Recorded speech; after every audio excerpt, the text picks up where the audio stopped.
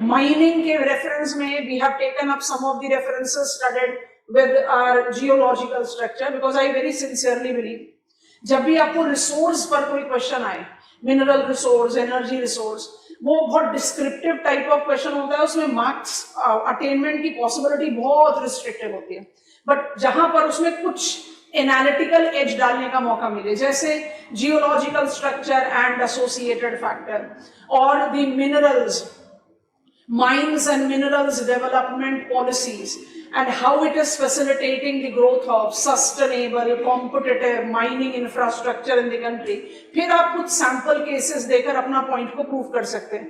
अगर सिंपल सा क्वेश्चन आता है what is the distributional pattern of iron ore in the country or coal in a country, that sometimes I might get stuck up, मुझे मजबूरी में करना पड़े, कंपलसरी क्वेश्चन है, 10 मार्क के जो आपके 5 क्वेश्चंस होते हैं, करना पड़े तो करना ही पड़ेगा, पर अगर चॉइस मिलती है तो आपको इस तरह के क्वेश्चन अटेंड नहीं करने चाहिए.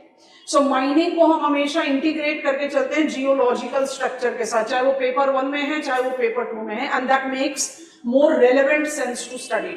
मैन्युफैक्चरिंग, एग्रीकल्चर, सबको अलग अलग स्टडी करते हैं because they have got something more defined, at least for paper 2. Paper 1 में तो we were just having very general kind of एक regional pattern बता दो और productivity and food hunger abatement, बस these were the 3 very conventional kind of law.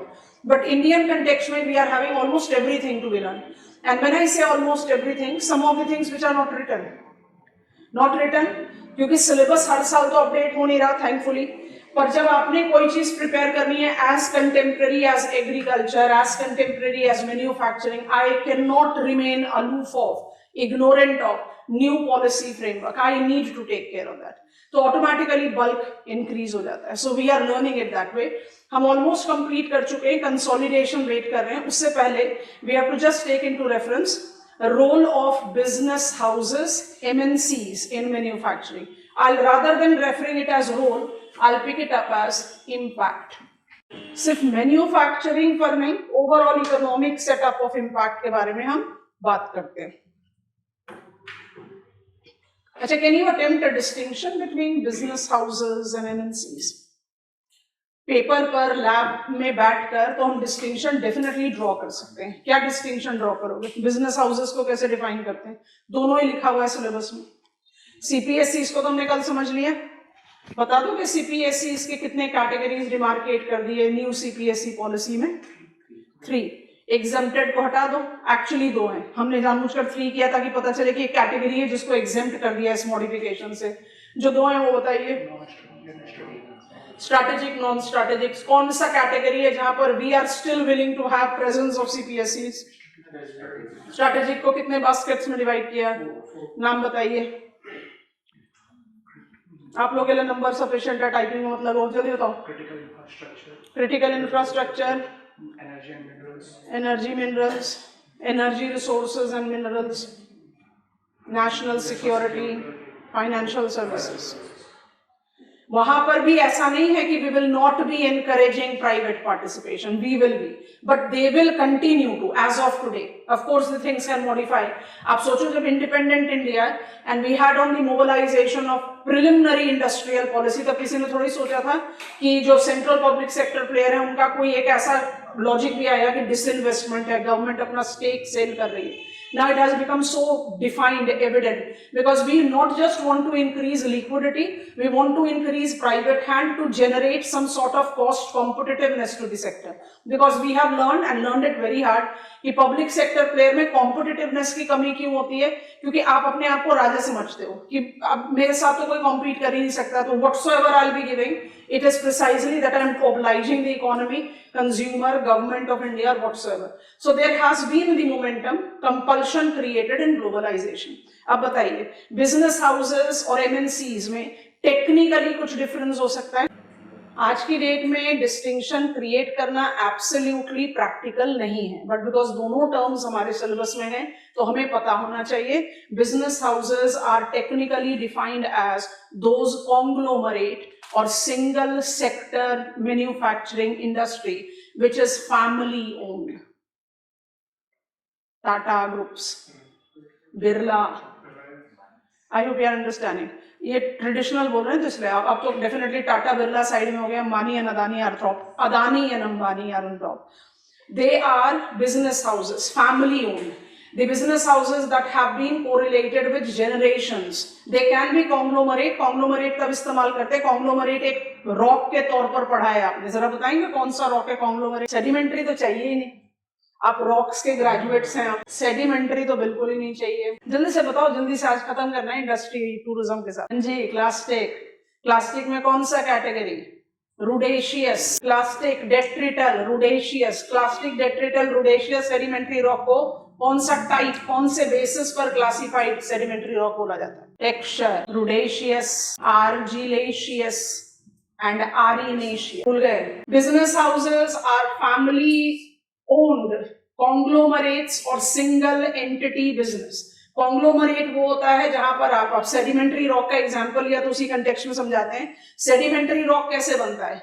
Different textured sediments के cementation and compaction से. तो जब हम कहते हैं business houses can be conglomerate, तो उसका मतलब है कि बहुत सारे अलग अलग बिजनेसेस एंड इंडस्ट्रीज को कंबाइन करके within the ages of that family. And MNCs are defined to be those manufacturing service providers unit that have got multinational presence. अब उन मल्टीनेशनल प्रेजेंस कंपनी का मदर कंपनी किसी भी country से associated हो सकता है, but it has got its presence in more than one country, more than it's country of origin. Multinational अपने आप ही स्पीकअप कर रहा है. In the present context in India, I can precisely find out, जैसे हमने अभी चार्ट आउट किया कि भाई अदानी फिर भी cannot be justified as generations involved.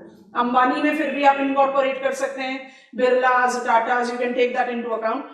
Today I'll call them business houses which have got MNC status. तो प्रैक्टिकली स्पीकिंग इन दोनों टर्म्स में ज्यादा डिफाइंड डिफरेंस नहीं है जब हम टॉप स्लॉट की बात करें, क्योंकि हम अपने सैंपलिंग में तो डेफिनेटली 1 2 3 4 थाउजेंड्स की तो बात करने वाले हैं नहीं. Will be talking about some of the prominent constituent. तो बिजनेस हाउसेस और एमएनसीज को हम लार्जली कंबाइन करके एक यूनिट लेकर इंपैक्ट को जज करने की कोशिश करते हैं. तो क्विक पॉइंटर्स लिखेंगे.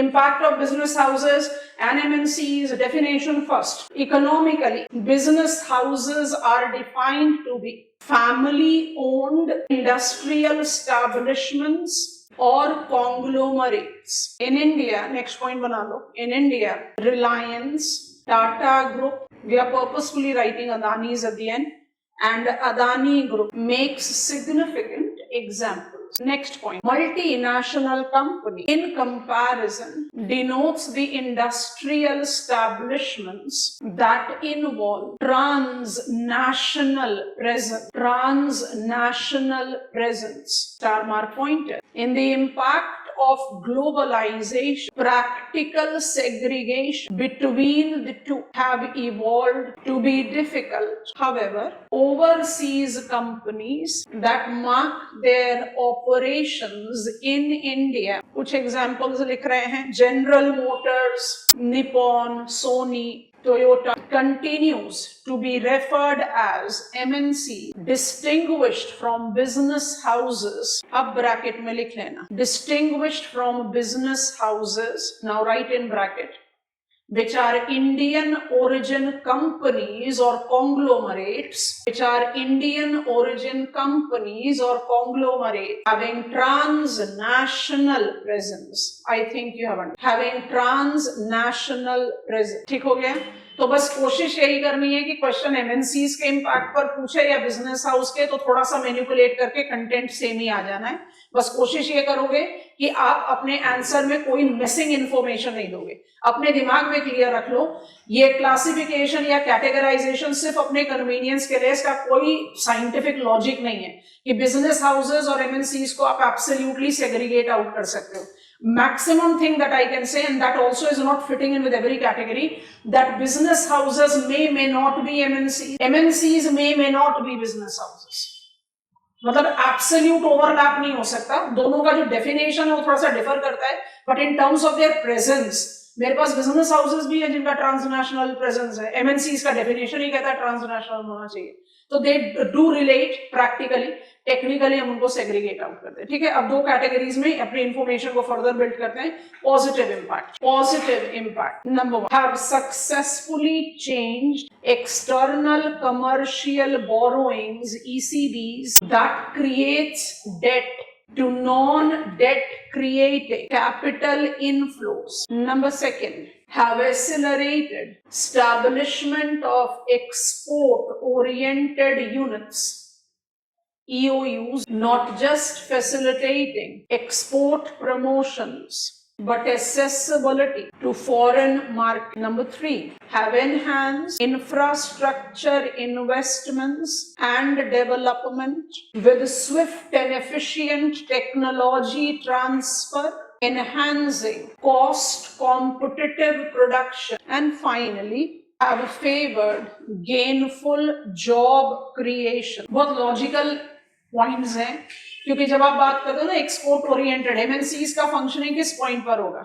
अगर मेरे पास मेजर MNCs प्रेजेंस, हमने 2-3 बार एग्जांपल क्लास में डिफरेंट कंटेक्स्ट में बात की हुई है, I am not talking about year on year basis and turmoil, हम एक जनरल असेसमेंट की बात कर रहे हैं, that if we are having Bangladesh as a very significant destination for MNCs presence for textile और वियतनाम फॉर फुटवेयर, तो उसका बेसिक लॉजिक क्या है? उसका बेसिक लॉजिक तो यही है ना कि यू आर मोबिलाइजिंग, आप अपना फंड ट्रांसफर कर रहे हो, you are generating the infrastructure, you are creating job prospect in that country.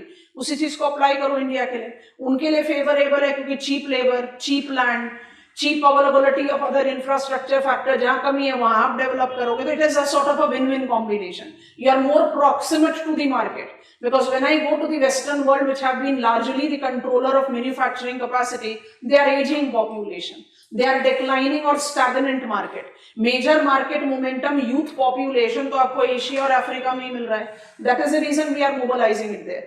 So for them it is an investment opportunity, and for us as a developing country it has been a favorable edge. Favorable edge क्योंकि हमारा debt oriented borrowing तो नहीं चल रहा, they are investing. Export oriented units develop होती हैं तो by default export enhance होता है, which is very important when it comes on to globalisation. They will come up with their technology, so technology transfer which by default will be generating cost competitive production. खुद सोचकर देखो, इसी तरह के MNCs के presence की वजह से आर्सेलर मित्तल, निपॉन लिखवाया अभी आपको एक मेजर MNC, ऐसे प्लेयर्स के, उस समय तो पॉस्को भी था, इवेंचुअली तो पॉस्को वो आउट करके निकल गया. तो जब आप बात करते हो इस तरह के जायंट्स की, right there at India investing into large integrated iron steel product, तो हमारे लिए तो अपने आप ही हो गया कि steel authority of India limited, HSL, BSL, इसको नहीं कंपीट कर सकते उनसे, वो तो डाई आउट कर जाएंगे. तो बेटर क्या हुआ, कंसोलिडेट किया गया. So it gives you that kind of momentum. Job creation by default होगा, and we are generating infrastructure, new infrastructure, because we need to apply it at the global level. ये है pros. अब इसी में other side of the coin को जज करना है. We are aware of the fact that majority of MNCs investment is largely they wish to brownfield. और ब्राउनफील्ड का मतलब क्या होता है? अब आप सोचो, हम अपने बिजनेस हाउसेस को MNCs भी जस्टिफाई कर रहे हैं. आप किसी भी रीसेंट एग्जांपल्स को ले लें. Major FMGC acquired by Adani. When I take up पूरा Fortune brand, if I take up the major cement producers acquired by Adani, अब इस तरह का एक्विजिशन आप कहोगे it is facilitating capital gains? हम कहेंगे नहीं. It is facilitating infrastructure development? नहीं. It is only and only going to benefit Adani. 50 साल के हमने लीज दे दिया है ऑफ द मेजर एयरपोर्ट्स. उससे क्या हो रहा है? It is the conglomerate who is going to earn. Green field investment होगा तो ये सारी चीजें बहुत आराम से जस्टिफाई होती है. ब्राउन फील्ड होगा, फार्मास्यूटिकल में समझाया था. ब्राउन फील्ड होगा तो क्या होगा? जो फंडामेंटल डेवलपमेंट रिक्वायरमेंट है वो साइडलाइन हो जाएगा. Brown field investment is what is looming extremely large in the country as of now, and we very clearly call it, बहुत harsh term है, आंसर लिखते समय थोड़ा सा प्रैक्टिकली कवर अप करके शुगर कोटेड करके लिखना चाहिए. we call it crony capitalism, favouritism. और हमारे कंट्री में तो पता ही नहीं क्या लॉजिक है कि इतने मैसिव फंड, पॉलिटिकल पार्टीज का फंड कहां से आता है, उसको आप इनकम टैक्स के ब्रैकेट में डालते ही नहीं हो. क्यों नहीं डालते पता ही नहीं, समझ में नहीं आता. And because every political party is gaining from it, so no one is even retaliating. But these are the things which basically push up such type of illicit practices. तो अब जल्दी से cons को list कर लेते. It is almost opposite of what we have written as pros. Negative outcome. पहला है preference of brownfield investments largely benefits existing firms and MNC player rather than benefiting country's economy in terms of infrastructure development, or job creation. Break this statement and write. Crony capitalism have strongly accelerated brownfield investments. Number 2, market capturing orientation that largely incorporate acquisition, suppression, and dumping that gradually limits competition. Put a dash and write down. Healthy for vibrant growth of economy. Indigo का case eye opener है. More than 60% of aviation का जो traffic है Indigo को पहुंचा ही कैसे? सबसे पहले क्वेश्चन तो हम यही पूछ सकते हैं. और पहुंचा तो इतनी पावर उसके हाथ में आ गई कि उसने 1 मिनट के अंदर अंदर, जो हमारा बहुत ट्रैजिक इंसिडेंस हुआ था एयर इंडिया की फ्लाइट का, उसके बाद हमने इमीडिएटली मोबिलाइज किया कि there has to be the safety concern, pilots must be given this much of rest and that much of rest. वो सब चीजों को हमने एकदम साइडलाइन करना पड़ा इमीडिएटली. क्यों? Because we had to go down in front of IndiGo. और इंडिगो ने उसी के पॉइंट का रेफर किया, इमीडिएटली बैकआउट हो गया उसके बाद. And now we are limping back to normal, but it is giving us the understanding कि this type of dominance by default is fatal for economy. और हमने जो एक्सप्रेशंस दिए हैं उसमें लार्जली हम बात करते हैं डंपिंग की. सिर्फ डंपिंग नहीं है, यहाँ पर एक्विजिशन है जिसको आप पॉइंट 1 से कंबाइन कर लो, ब्राउन फील्ड. सप्रेशन है, जियो का केस देखेंगे. जियो ने लगभग 1 से 1.5 साल तक अपने ओरिजिन टाइम पर फ्री डेटा दिया, और आज की डेट में ऐसी हालत हो गई है कि जिसको डेटा इस्तेमाल नहीं भी करना है उसको भी डेटा से ही रिचार्ज कराना पड़ेगा. टॉक टाइम नाम की कोई चीज है नहीं. तो ये तो कहीं से कहीं कंपल्शन ही हो गया.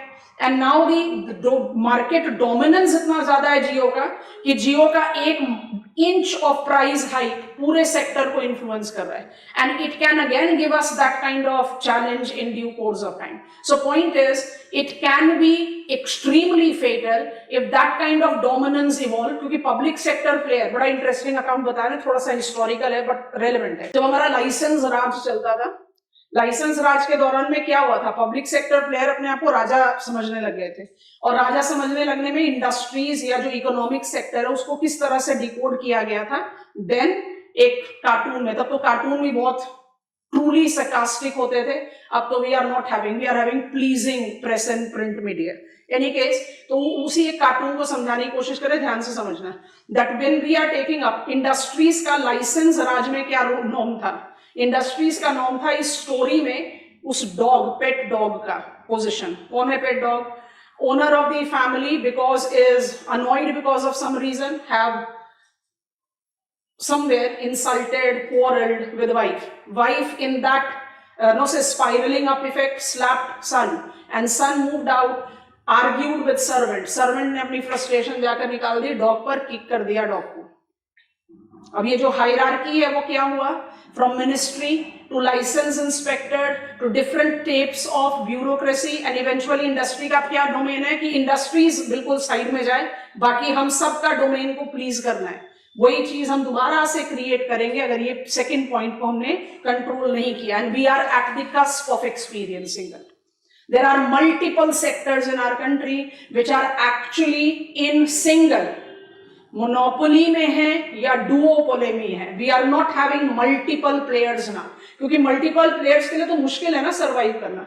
आपके पास इतना मेजर फंड सपोर्ट नहीं है, आपके पास इतना स्ट्रॉन्ग पीआर मशीनरी नहीं है, which is by default is present with the people that have got higher power, higher liquidity. तो क्वालिटी तो आज के डेट में कहीं पर भी मैनिपुलेट हो सकती है. It is only that you are present, you are visible, and that is the reason you are capturing the market. So it is something which is very difficult. तो 3 चीजें, तीनों ही आनी चाहिए. Capturing market by acquisition, suppression and dumping. Now write down point number 3.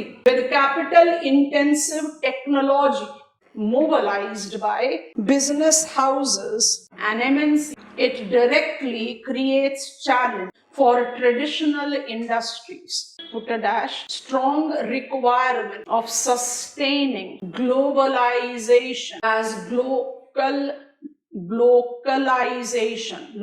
thus forms the requirement. Enhanced momentum to unnecessary consumption pattern, creating environmental and ecological impacts. How will you explain this? अभी हमारे manufacturing industries को पढ़ते हुए हमने बात करी थी ना कि कभी भी एक कंज्यूमर गुड को हम प्री ग्लोबलाइजेशन सोचते थे तो कोई भी हाउस होल्ड जो है उस कंज्यूमर ड्यूरेबल का शटडाउन मार्केट हो जाता था, चाहे वो स्कूटर है, चाहे वो ऑटोमोबाइल है, चाहे व्हाइट गुड्स है, डिफाइन करो, लार्ज हाउस होल्ड अप्लायंसेस जिसको हमने PLI में इंक्लूड किया है. So once I have purchased it, it is precisely that I am a shut market for that. पर आज की डेट में क्या है, you have to have not monthly but at least half yearly or yearly change. It has become a ritual even into the income levels of the household, which are categorized as lower or mid income household, that they also have got the ritual. I'm talking about specifically our country, in the important annual festivity. Majority of our population is Hinduism following. So if I quote example of Diwali, आप एक average Indian house hold में इतने सारे durables की purchase देखते हैं which by default is pushing on that consumer oriented, excessive consumption oriented, limit to growth. If you will not a certain limit, क्योंकि हमें क्या करना है, हमें अपने आप को ये satisfaction देना है, and this has been very strongly debated in the present purview of our Apple phone release, जिसमें वो गेहुआ रंग का एप्पल फोन चल रहा है. पॉइंट ये है कि जो लाइन में खड़े होके जिन्होंने सबसे पहले एप्पल फोन को एक्वायर किया वो नहीं है जिनके पास दैट लिक्विडिटी है, वो उसके बाद उसकी EMI भरते भरते भरते खत्म होंगे. और उससे एनवायरमेंटल चैलेंज कितना है उसको हम नहीं सोच रहे. What kind of electronic waste we are create. So there is an increase because they have to basically push that momentum that you have to utilize this product, that product. आप सोचें 10 साल के अंदर जिस प्रोडक्ट को आपने revolutionary support दिया था, अब आप कह रहे हो नैनो प्लास्टिक है, आपके स्किन में वो स्किन कैंसर कर देगा. जो 10 साल तक बिल्कुल मार्केट के बूमिंग रेफरेंस पर था, अब आप उसको रियलाइज करवा रहे हो और उसको डिक्लाइन करा रहे हो. It can be correlated with competition, it can be correlated with realisation. उससे प्रीवियस पॉइंट में आपको लिखवाया, ग्लोबलाइजेशन जब भी किसी डोमेस्टिक मार्केट को एक्वायर करने की कोशिश करता है तो it tries to inculcate local tradition. उसी को ग्लोबलाइजेशन का एक डायमेंशन बोलते हैं जिसको बोलते हैं glocalization. To begin with it goes that way. और बहुत अच्छा एग्जांपल दिमाग में आ रहा है मैकडोनल्ड का aloo tikki burger. When we take up reference of that glocalization, you are actually pushing. आप उस समय क्यों काम कर रहे हो उस पर? क्योंकि आपको एक्सेप्टेंस चाहिए मार्केट में. But once you have acquired it, उसके बाद हम उसको सपोर्ट नहीं करते. कैपिटल इंटेंसिव कल्चर में बाय डिफॉल्ट फिर जो लोकल टिक्की प्रोड्यूसर है वो तो हार के साइड में ही हो जाना उसमें. And that by default will be reducing out the inclusion which is very challenging. पर ये जो चैलेंजेस है वो सिर्फ negative induced by MNCs and business houses to economy नहीं है, उनके लिए भी एक चैलेंज एसोसिएटेड है. तो लास्ट पॉइंट को स्टार मार्क के साथ लिखेंगे. कॉन्स में अब हम जरा थोड़ा सा सेंसिटिव टेक ले रहे हैं MNC और बिजनेस हाउसेस के लिए. तो लास्ट पॉइंट को स्टार मार्क के साथ लिखेंगे. Exchange rate volatility. Exchange rate volatility involves a significant impact to the functioning of business houses and MNC, restricting consistent or stable economic momentum. और आज की डेट में तो ये बहुत ही significantly major है. Yes, no? We are having Indian rupee at its record lowest levels. चलिए, we are done with it. अब क्या करो, अपने एटलस में पेज ओपन करो. इंडस्ट्रियल रीजन्स करके एक मैप दिया हुआ है, उसको हम रेफरेंस के पॉइंट पर लेंगे क्योंकि हमें उसको थोड़ा सा मैनिपुलेट करना. इंडस्ट्रियल रीजन्स, क्योंकि हमें रीजन्स के साथ में कॉम्प्लेक्सेस को भी जगह देनी है, इसलिए हम रेफरेंस तो उसका ले लेंगे लेकिन हम उसको थोड़ा सा रिक्लासीफाई करने की कर लिया ऊपर. हम नाम भी बोले तो आपको दिख जाएगा, पर हमें आपको ये चीज दिखानी है ताकि आप क्लैरिटी में रहें कि हम इससे मैनिपुलेटिव इंफॉर्मेशन क्यों ले रहे हैं. अच्छा, मेरे पास कौन कौन से इंडस्ट्रियल रीजन्स हैं, हम जो नाम बोलते जा रहे हैं आप अपने मैप पर देखो, मैप पे मार्क है. और उसके साथ कॉम्प्लेक्स को ऐड करेंगे, कुछ कुछ नाम मिसिंग है, ठीक है। तो मेरा पहला दूसरा कोई ऐसा सीक्वेंस ऑफ जेनेसिस से नहीं ले रहे, बस अपने कन्वीनियंस के हिसाब से ले रहे। तो से मेरा पहला इंडस्ट्रियल रीजन जो है आपको सारे कन्वेंशनल टेक्स्ट बुक में, एनसीईआरटीज में और जो मैप आपके सामने उसमें भी दिखाई दे रहा है। मेरा जो पहला इंडस्ट्रियल रीजन उसका नाम है Mumbai Pune industrial region. I am writing IR because I will be adding complexes parallel to the list. अपने मैप पर ध्यान से देखेंगे, हमारी लिस्ट में तो ये नंबर 5 करके मार्क्ड है। हम इसको बताएंगे मुंबई पुणे, नाम कंटिन्यू रखेंगे मुंबई पुणे, बट ये इंडस्ट्रियल रीजन जो है मुंबई से नॉर्थ नासिक और पुणे से काफी south Kolhapur, it is Nashik Kolhapur industrial region. तो हम ऐसा क्यों नहीं बोलते इसको कि नासिक कोल्हापुर बोलना चाहिए, इसलिए नहीं बोलते। वो क्या हो गया? Spill over. स्कॉलर का नाम बताओ। Perroux. Trickle down, Myrdal. Spill over, शुरुआत हुई मुंबई, थाने, कल्याण, स्पिल ओवर हुआ नासिक, पुणे, उसके बाद और स्पिल ओवर हुआ with the highways development and it has marked up its movement till Kolhapur. Point है कि नासिक को आप सिनोनिमस टू मुंबई तो नहीं बोल सकते in industrial capacity, and same goes with Kolhapur. तो ये मैनिपुलेशन हमें हैंडल करना है। बाकी आप जानते हो कि इंडस्ट्रियल रीजन का कंटेंट कैसे डेवलप होता है। तो I be speaking some of the points, आपको लिखना होगा तो आप लिखना, पर पहले इसको समझते हैं, ठीक है। सेकंड मेरा इंडस्ट्रियल रीजन है, उसको हम अभी भी बोलते हैं Ahmedabad Vadodara industrial region. Map पे देखो, हमारे मैप पे नंबर 4 लिखा है अहमदाबाद वडोदरा। और थोड़ा सा ध्यान से देखो, क्या ये अहमदाबाद वडोदरा की नॉलेज याद आ रही है? कलोल, गांधीनगर, अहमदाबाद, ये ऑल ऑफ अस। फिर नदी याद आएगा, फिर वडोदरा के बाद आप और साउथ में जा रहे हो। जरा ध्यान से देखेंगे, आपने इस बेल्ट को महाराष्ट्र के इंटरस्टेट बॉर्डर से टच कर दिया है। अगर वडोदरा की लोकेशन याद नहीं आ रही तो जरा मैप ऑफ गुजरात में फिट इन करो, जल्दी से पहुंचो वहां गुजरात में, क्योंकि थोड़े से छोटे सेंटर्स का नाम भी लेना है। मैप ऑफ इंडिया में नहीं दिखाई देगा। पहुंच गए? नाम क्या लिखा है इंडस्ट्रियल रीजन का? अहमदाबाद वडोदरा। पहुंचे? अच्छा, आपका इंडस्ट्रियल रीजन शेडेड क्या है? वडोदरा से साउथ भरूच, अंकलेश्वर, सूरत, नवसारी, वलसाड। पहुंच गए महाराष्ट्र के इंटरस्टेट बाउंड्री में। दूसरी चीज नोटिस करो कि भाई उसने तो काठियावाड़ पेनिनसुला को भी शेड कर रखा है। काठियावाड़ पेनिनसुला को शेड कर दोगे तो वो तो अहमदाबाद वडोदरा बेल्ट से बिल्कुल ही बाहर चला गया। अब उसके साथ क्या ट्रीटमेंट करनी है अभी थोड़ी देर बाद बताते हैं, ठीक है। तो Ahmedabad Vadodara, actually Ahmedabad Vadodara industrial region नहीं है, वो क्या हो गया? Kalol Valsad industrial region. पर क्या कलोल को आप सप्लीमेंट टू अहमदाबाद दे दोगे? नहीं दे सकते। क्या आप वलसाड को सिनोनिमस टू वडोदरा दे सकते? नहीं, they are bigger industrial region. समझ में आ रहा है? तो स्पिल ओवर को ऐड करते हैं। अच्छा, ये स्पिल ओवर इन दोनों केसेस में बहुत बड़े हैं, इसलिए यहीं से शुरुआत कर दिया। तीसरा बड़ा एविडेंट सा, छोटा नागपुर प्लाट्यू इंडस्ट्रियल रीजन दिख रहा है मैप पे? छोटा नागपुर बेल्ट। अच्छा, छोटा नागपुर बेल्ट, छोटा नागपुर मिसलीडिंग होता है, तो हम हमेशा बोलते हैं छोटा नागपुर जब भी एनकाउंटर करो थोड़ा सा कॉशियस अटेम्प्ट ले लेना। हो सकता है कि वो सिर्फ प्लाट्यू की ही बात हो रही है, हो सकता है वो सिंहभूम क्रेटोन की बात हो रही है। हम यहाँ सिंहभूम क्रेटोन की बात कर रहे हैं। तो ये इंटरस्टेट इंडस्ट्रियल रीजन होगा। इस इंटरस्टेट इंडस्ट्रियल रीजन में कोई स्पिल ओवर फैक्टर हम ऐड नहीं करते, बट बड़ा यूनिक चीज ऐड करते हैं। ये लार्जली किस तरह का इंडस्ट्रियल रीजन है? बाकी सब में हम बोलेंगे डाइवर्सिफाइड।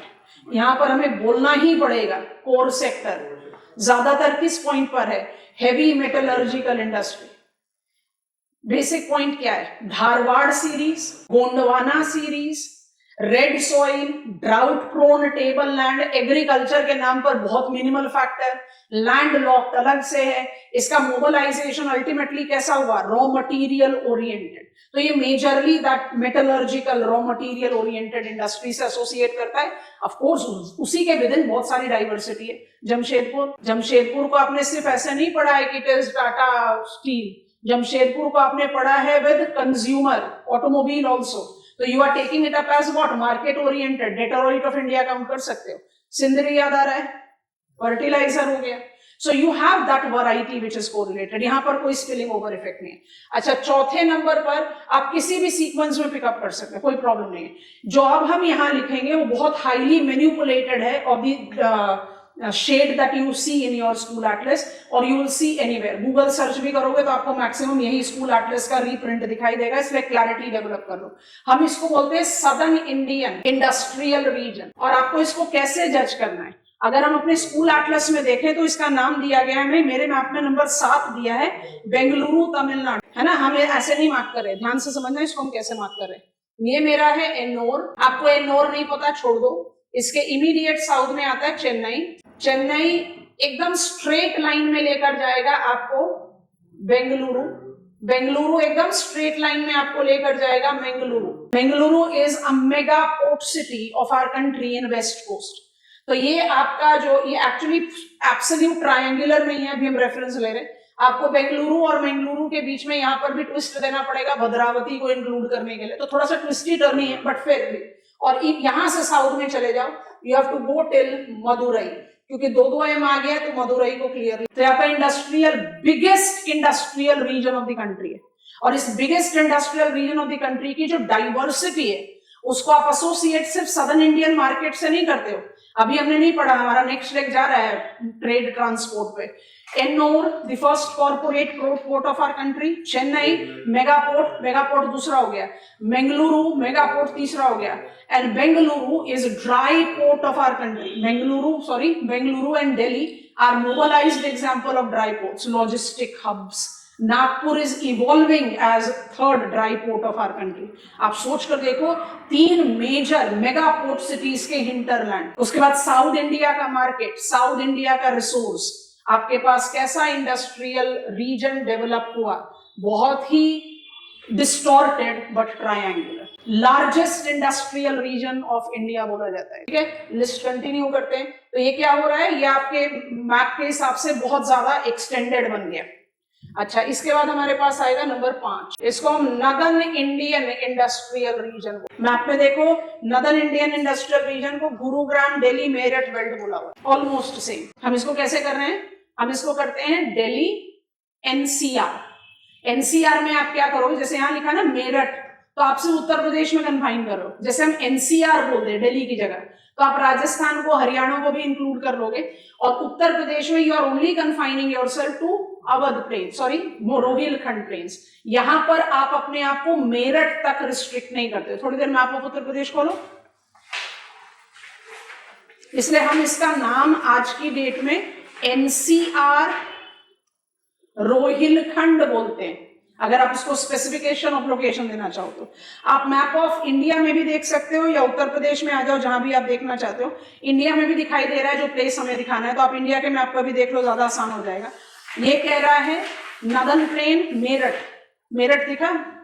आप इसको मेरठ तक रिस्ट्रिक्ट नहीं करोगे, आप इसको आगरा तक लेकर आओगे। आगरा तक लाओगे तो मथुरा आ जाएगा, रिफाइनरी, पाइपलाइन, समझ में आया कि नहीं। तो यहां पर भी सिग्निफिकेंट स्पिल ओवर है। तो नदर्न इंडियन इंडस्ट्रियल रीजन को क्या बोला जाता है, एनसीआर रोहिलखंड, एनसीआर रोहिलखंड। अच्छा, हमने जानबूझकर ये 5 इस तरह से लिखे, छठे के लिए वेट कर रहे हैं, थोड़ी देर के लिए रुकें और सोचें। Industrial regions of world. Classical phase of industrial development. We had Western European, याद आ रहा है, Anglo-American, Eastern European, USSR की लेगेसी, रशिया में मेजरली, एंड ईस्ट एशियन, जहां से जापान को अप्लाई किया। फिर कहा modern industrialisation, flag bearer China, second India, skip कर दिया। उसके बाद फिर बोला कि और छोटे मोटे प्लेसेस हैं, जिसमें ब्राजील को भी इंक्लूड किया, साउथ अफ्रीका को भी इंक्लूड किया, साउथ ईस्ट एशिया को भी इंक्लूड किया। We have done that. India को चाइना के बाद लिखना है। आप अगर पेपर 1 का आंसर लिख रहे हो, जब वर्ल्ड के बारे में लिख रहे हो, तो भाई अगर आपसे पूछता है ग्लोबल इंडस्ट्रीज, तो आपको सैंपलिंग करनी पड़ेगी, सबके बारे में तो आप नहीं लिख सकते। तो आपने सैंपलिंग कैसे कर दी, कन्वेंशनल फेज को लेने के लिए आप यूरोप को या एंग्लो अमेरिका को सैंपल में ले लो, और मॉडर्न फेज के लिए आप चाइना को ले लो, बेस्ट सैंपलिंग होगी।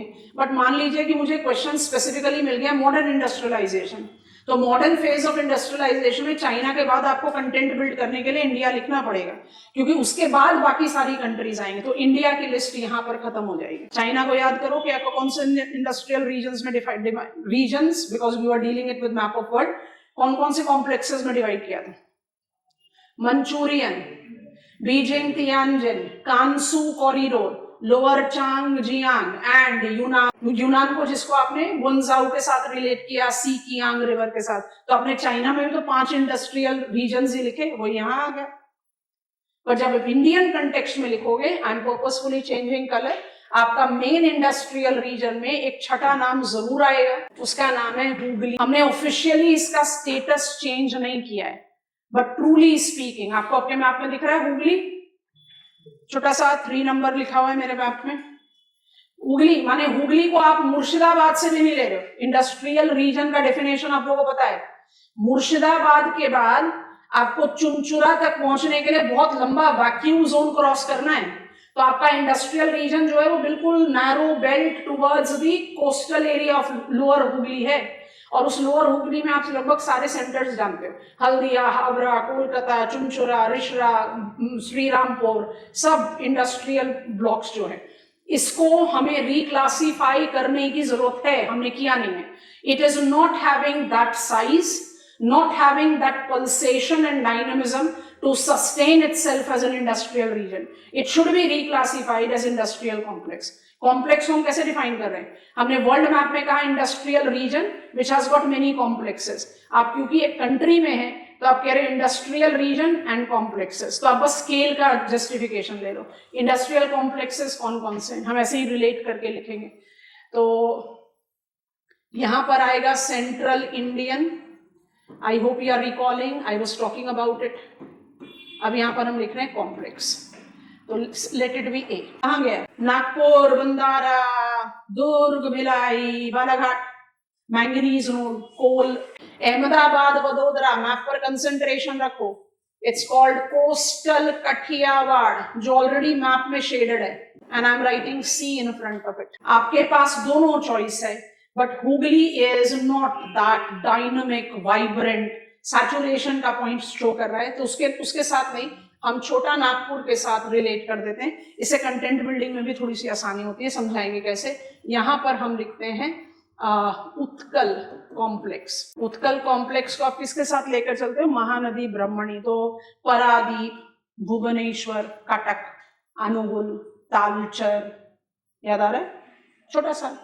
अच्छा, इसके बाद सदर्न इंडियन के साथ आप रिलेट करते हो, डी मैप में दिखाई दे रहा है, इसको कोच्चि, एर्नाकुलम, कोटायम कॉम्प्लेक्स भी बोलते हैं।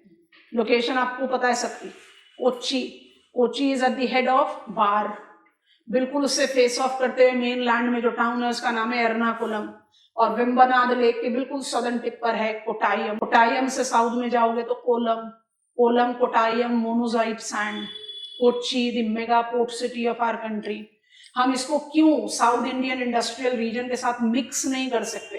क्योंकि भाई बीच में सदर्न हिल्स हैं, साथ में जुड़े हुए नहीं है, तो इसलिए अलग डिमार्केट करते हैं। अच्छा, नदर्न इंडियन के साथ आप बाय डिफॉल्ट एसोसिएट करते हो ई, नदर्न पंजाब कॉम्प्लेक्स। उसके बाद के कॉम्प्लेक्सेस जो हैं वो लार्जली एक टाउन या 2 टाउन रिलेटेड हैं, उसको हम इंडियन कंटेक्स्ट में हाईलाइट नहीं करते। आपको नदर्न पंजाब कॉम्प्लेक्स मैप में नहीं दिखाई दे रहा। कोस्टल कठियावाड़ ऑलरेडी शेडेड है विद गुजरात, आपके पास कोस्टल केरला मार्क्ड है, and we are not having marking of any other complex in the map. I hope it is comfortable. तो आपने जब वर्ल्ड ज्योग्राफी में अपने आंसर को कंप्लीट करना है तो आप 1 2 3 4 5 पर रुक जाओगे, बट अगर आपने इंडियन कंटेक्स्ट में आंसर लिखना है तो आप 6 industrial regions and 5 industrial complexes के बारे में बात करेंगे। प्रधानमंत्री ऊर्जा गंगा प्रोजेक्ट याद कराओ, क्या है ये बता दो। 15,000 किलोमीटर का गैस पाइपलाइन जिसका मेजर ओरिएंटेशन है सिक फर्टिलाइजर इंडस्ट्रीज को रिवाइव कराना। उसके कंटेक्स्ट में there is highlighting significant growth, जो आपका नॉर्थ ईस्टर्न रोहिलखंड, गोरखपुर, देवरिया, बस्ती वाला जो ब्लॉक है, it is evolving but yet to be completely evolved as a complex. हम उसको लिख नहीं रहे। अदरवाइज मेरे पास बहुत छोटे छोटे अलग कॉम्प्लेक्स है, वाइजैक कॉम्प्लेक्स है, हैदराबाद सिकंदराबाद कॉम्प्लेक्स है, बट वो फिर सिंगल टाउन डुअल टाउन, तो फिर उसको हम नहीं अप्लाई कर रहे। लिस्ट क्रिएट करो।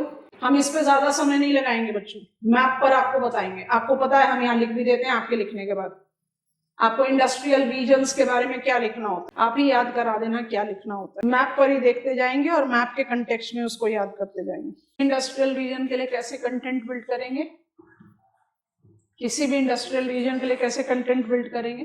पहले आप उसकी लोकेशन बताएंगे। कुछ लोकेशन अपने आप को स्पीक करते हैं, पर most of the names that I have written in front of you, जिस तरह से इंडस्ट्रियल रीजन्स को रिकॉग्नाइज किया जाता है, वो बता नहीं पा रहे कि वो कहाँ पर है। क्योंकि हमने कहा मुंबई पुणे एक्चुअली नासिक कोल्हापुर है, अहमदाबाद वडोदरा एक्चुअली कलोल वालसद है, तो you have to specify the location, ठीक है? कुछ इंटर स्टेट है, कुछ इंट्रा स्टेट है, तो आप उस हिसाब से उसकी लोकेशन बताएंगे। तो पहला पॉइंट आपका हमेशा लोकेशन होना चाहिए। लोकेशन के साथ ही आप दूसरा पॉइंट ऐड क्या करते हो? फैसिलिटेटर्स, जो लगभग कॉमन जाते हैं। कुछ कुछ स्पेसिफिकेशंस आप ले सकते हो। जैसे आपने मुंबई की बात करी तो आप बोल सकते हो मुंबई पोर्ट हिंटरलैंड। जब आपने गुजरात की बात करी तो you have to talk about the minor ports. Kandla इस डोमेन में नहीं आ रहा। आई होप इतना तो हमें मैप की नॉलेज हो चुकी है। आपको गुजरात हमने इस तरह से, गुजरात की जब हमने फिजियोग्राफी पढ़ी थी तो हमने कुछ इस तरह से पढ़ी है ना, इसी तरह से पढ़ी थी ना। तो आप इस इंडस्ट्रियल रीजन के बारे में बात कर रहे हो और आप इस इंडस्ट्रियल रीजन कॉम्प्लेक्स के बारे में बात कर रहे हो। कांडला इधर है। तो जब आप गुजरात के बारे में बात कर रहे हैं तो आप मेजर पोर्ट के बारे में बोल नहीं पाते हो, लेकिन सारे माइनर पोर्ट्स के बारे में बोल पाते हो। ओखा, सलाया, no, so you are taking up Bhavnagar. They all have got, and of course, how should I miss? Please recall 2 refineries of our country that are right there located at Jamnagar. Actually 3 है, मुझे जो चाहिए वो बताओ जल्दी से। रिलायंस के दोनों नाम बताओ। TA डोमेस्टिक टैरिफ एरिया और SEZ, माने DTA छोड़ दो, DTA is not in SEZ, simple logic. So when I try to take these, Jamnagar के कंटेक्स्ट में आपको बताया था सलाया, तो कुछ स्पेसिफिक फैसिलिटेटर। दिल्ली NCR पे आओगे तो स्पेसिफिक फैसिलिटेटर क्या होगा? Political centrality, north Indian market, तो वो चीजें आप मैनिपुलेट कर सकते हो, ठीक है? तो इसको कैसे जज करना है? सबसे पहली चीज आपको लिखनी है लोकेशन, दूसरी चीज लिखनी है फैसिलिटेटर्स। फैसिलिटेटर्स जैसे हमने industrial regions of the world में भी बात की थी, लगभग वही चलता है। Industrial infrastructure, favourable market etcetera, जो भी कुछ कहीं पर स्पेसिफिकेशन आए वो आप डालेंगे। उसके बाद आप क्या बोलोगे? What is the nature of developed industries. अगर आपको पूरे इंडस्ट्रियल रीजन के बारे में लिखना है, all industrial regions of India, तो इंडस्ट्रीज के बिग ब्रैकेट्स को पकड़ोगे। बिग ब्रैकेट्स कैसे पकड़े जाते हैं? जिस तरह से हमने भी पढ़ा, मेटलर्जिकल पकड़ो, केमिकल पकड़ो, मनो से एग्रो बेस्ड पकड़ो, मार्केट ओरिएंटेड पकड़ो, you know that kind of category. और कोई स्पेसिफिक इंडस्ट्रियल रीजन पूछ ले तो ब्रैकेट पकड़ने के बजाय इंडिविजुअल इंडस्ट्रीज को पकड़ना शुरू कर दो। So that is how you have to do it. उसके बाद आपको इंडस्ट्रियल टाउन्स के बारे में लिखना पड़ेगा, और हमारे लिए बड़ा आसान हो जाता है कि जैसे हम इंडस्ट्रियल टाउन्स को पिकअप करें, हम उसी पर फोकस करेंगे रादर देन आपको ये सारी चीजें डिक्टेट कराने के लिए। मैप पर आपको बताएंगे ये सारी चीजें। आप जैसे इंडस्ट्रियल टाउन्स को पिकअप करना शुरू करोगे ना, आपके दिमाग में अपने आप आ जाएगा अच्छा यही तो इंडस्ट्रीज है, क्योंकि मैक्सिमम इंडस्ट्रीज तो हम पढ़कर ही यहाँ पर पहुंचे। शुरू करें।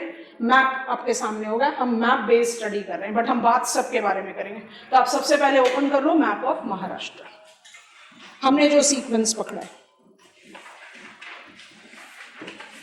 और मेरे विचार से आप इसको मैप पर ही मार्क करते हुए लर्न करो तो ज्यादा बढ़िया है। ज्यादा कोशिश करना तो संडे को यूटिलाइज कर लेना कि आप इन इंडस्ट्रियल रीजन्स और कॉम्प्लेक्सेस के बुलेट पॉइंट इंफॉर्मेशन अपने रजिस्टर्स में बना लो, रिवीजन भी हो जाएगी। पेंसिल लीजिए हाथ में, नहीं तो मेसी अफेयर हो जाएगा। सबसे पहले मुंबई से आप एक बार पहले भी ट्रैवल कर चुके हैं जब हम आपको तालघाट गैप समझा रहे थे। नासिक पहुंच जाइए, ठीक है? अब नासिक से ग्रेजुअली मुंबई की तरफ आना शुरू करेंगे। मेरा मेजर इंडस्ट्रियल टाउन नासिक है। थोड़ा सा साउथ की तरफ पहुंचे हैं near Mumbai, so you will have Kalyan, Thane, Ulhasnagar, Mumbai, ठीक है? अब आप पहुंच रहे हैं, you have to leave coastal area और you have to cross Borghat gap. तो आप बढ़ना शुरू करें टूवर्ड्स पुणे। आपको मिलेगा पिंपरी, फिर मिलेगा पुणे, साउथ में चलते जाइए आपको मिलेगा सतारा, और काफी बिग डिस्टेंस के बाद आपको मिलेगा कोल्हापुर। तो थोड़ा सा twisted, clear north south Oval नहीं है, पुणे को इंक्लूड कर दिया ना, यस। तो मिड बेल्ट एक साइड से सोलन है। अब आप खुद से रिकॉल करो कि आप यहाँ पर कौन कौन सी इंडस्ट्रीज को जस्टिफाई करते हो। कुछ चीजें हमारे लिए नई है क्योंकि हमने ट्रांसपोर्ट नहीं पढ़ा। मजागांव शिपयार्ड सुना होगा, मुंबई में है, अभी शिपयार्ड्स बताएंगे आपको। पिंपरी ऑटोमोबाइल, अच्छा जहां मुंबई है ना, उसका Mumbai is located on the head of a peninsula. Mumbai से सीधा मेन लैंड पर आकर एक डॉट मार्क कर दो और वहां लिख दो ट्रॉम्बे। ट्रॉम्बे से कुछ याद आया? RCF, Rashtriya chemical fertiliser. इस इंडस्ट्रियल रीजन का बेनिफिट्स है, ट्रिगरर्स है, Mumbai port, Suez canal trade route, early start, Parsi traders, cotton producing hinterland. It is related to high growth state of our country with the most affluent side, that is west. Industrial towns incorporate Nasik, Thane, Kalyan, Mumbai, Trombay, Pimpri, Pune, Satara, Kolhapur. Nature of industries, textile. Yes, कौन सा silk textile का GI tag है? Paithani. Cotton textile में आप महाराष्ट्र को major producer बोलते हैं और मुंबई को हम कॉटनोपोलिस ऑफ इंडिया का टैग भी देते हैं। And when I talk about this industrial region, it has got the hub of chemical industries that not just ranges from petrochemical. Mumbai में 2 मेजर पेट्रो रिफाइनरीज हैं, नाम बताइए। चलो बच्चों, हम नहीं बात कर रहे आप लोगों से, हमने कहा था इसमें 10-15 मिनट से ज्यादा नहीं लगेंगे, हमें 10 मिनट तो इंट्रोडक्शन देने में लग गए। HPL and HPCL and BPCL दोनों की रिफाइनरी मुंबई में है, ठीक है। पिंपरी को आपने फार्मास्यूटिकल के साथ पढ़ा है, नासिक को आपने ऑटोमोबाइल के साथ पढ़ा है। तो you name the industry and we are having it here. And सबसे top slot पे, which actually makes Mumbai, not total Maharashtra, as an attractive destination, is the industry Bollywood. By default, that marks up the diversified industrial characteristics here. Spillover है, आज भी आप इसको मुंबई पुणे बोलते हैं, but इसका जो इंडस्ट्रियल एक्सपेंशन है वो नासिक से कोल्हापुर है। पुणे के साउथ में जाते हो तो ज्यादा एग्रो बेस्ड हो जाता है, टेक्सटाइल है, शुगर है, समझ में आ रहा है? क्योंकि मुंबई जब पुणे से साउथ में जाते हो तो it becomes more of agrarian rather than dominantly industrial. Is that done? अच्छा, अब इसी ब्लॉक में देखो, आप आ जाओ वापस नासिक में। नासिक से थोड़ा सा नॉर्थ ईस्ट की तरफ चलो। हैव यू रीच धुले? अब वहां से ईस्ट ट्रैवल करना शुरू कर दो। जलगांव मिलेगा, अकोला मिलेगा, अमरावती मिलेगा, ये सब इंडस्ट्रियल टाउन है। और ये इंडस्ट्रियल टाउन बिल्कुल उसी तरीके के हैं जैसा सतारा और कोल्हापुर आपने नोटिस किया अपने इंडस्ट्रियल रीजन में। माने ये टेक्सटाइल, शुगर मिल्स इन्हीं के लिए जाने जाते हैं, बट इनको हम कंटिन्यूटी ऑफ इंडस्ट्रियल रीजन में नहीं लेते। इनको जंप ओवर करते हुए, लीप फ्रॉग करते हुए आप पहुंच गए हो नागपुर। और जरा नागपुर के बाद अपना एक ओवल या सर्कल क्रिएट करने की तैयारी कर लेना, जिसको हम दूसरे पेज में करेंगे, बट यहां पर आप मार्क कर लें। नागपुर भी चाहिए, वर्धा भी चाहिए, बंदारा भी चाहिए, उमरेद भी चाहिए, पेंच भी चाहिए।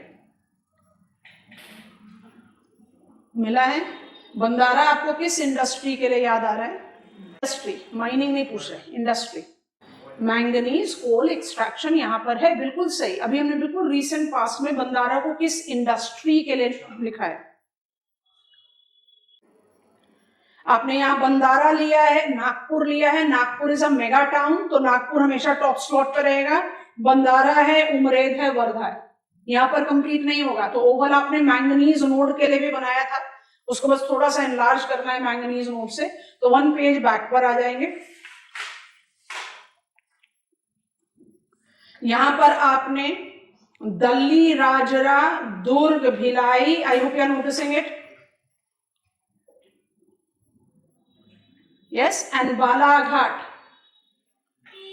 किस तरह की इंडस्ट्री? आपका सेंट्रल इंडियन, इधर आ गए हम, ये आपका सेंट्रल इंडियन इंडस्ट्रियल कॉम्प्लेक्स है। तो हमारी एडवाइस यही रहती है कि अगर आपसे एग्जामिनर ने ना कोई एक स्पेसिफिक इंडस्ट्रियल रीजन पूछ लिया ना, जैसे मान लो कि मुंबई पुणे ही पूछ लिया, तो सबसे पहले तो मुंबई पुणे को स्पिल ओवर करके नासिक कोल्हापुर करके कंटेंट लिखो, 4 पॉइंट में लिखना है। उसके बाद ऐड कर दो, 20 मार्क का क्वेश्चन हो तो ऐड करना पड़ेगा, नहीं तो कंटेंट नहीं बनना। That with the leap frog industrial towns, कुछ टाउन्स का मेंशन कर दो या छोड़ दो, it incorporate central Indian multi state inter state industrial complex. अगर इस इंडस्ट्रियल कॉम्प्लेक्स में आपने दिल्ली, राजरा, दुर्ग, भिलाई, बालाघाट और नागपुर, बंदारा जैसे शहरों को इंक्लूड किया है, तो आप कौन कौन सी तरह की इंडस्ट्रीज को अप्लाई कर रहे हो? Food processing,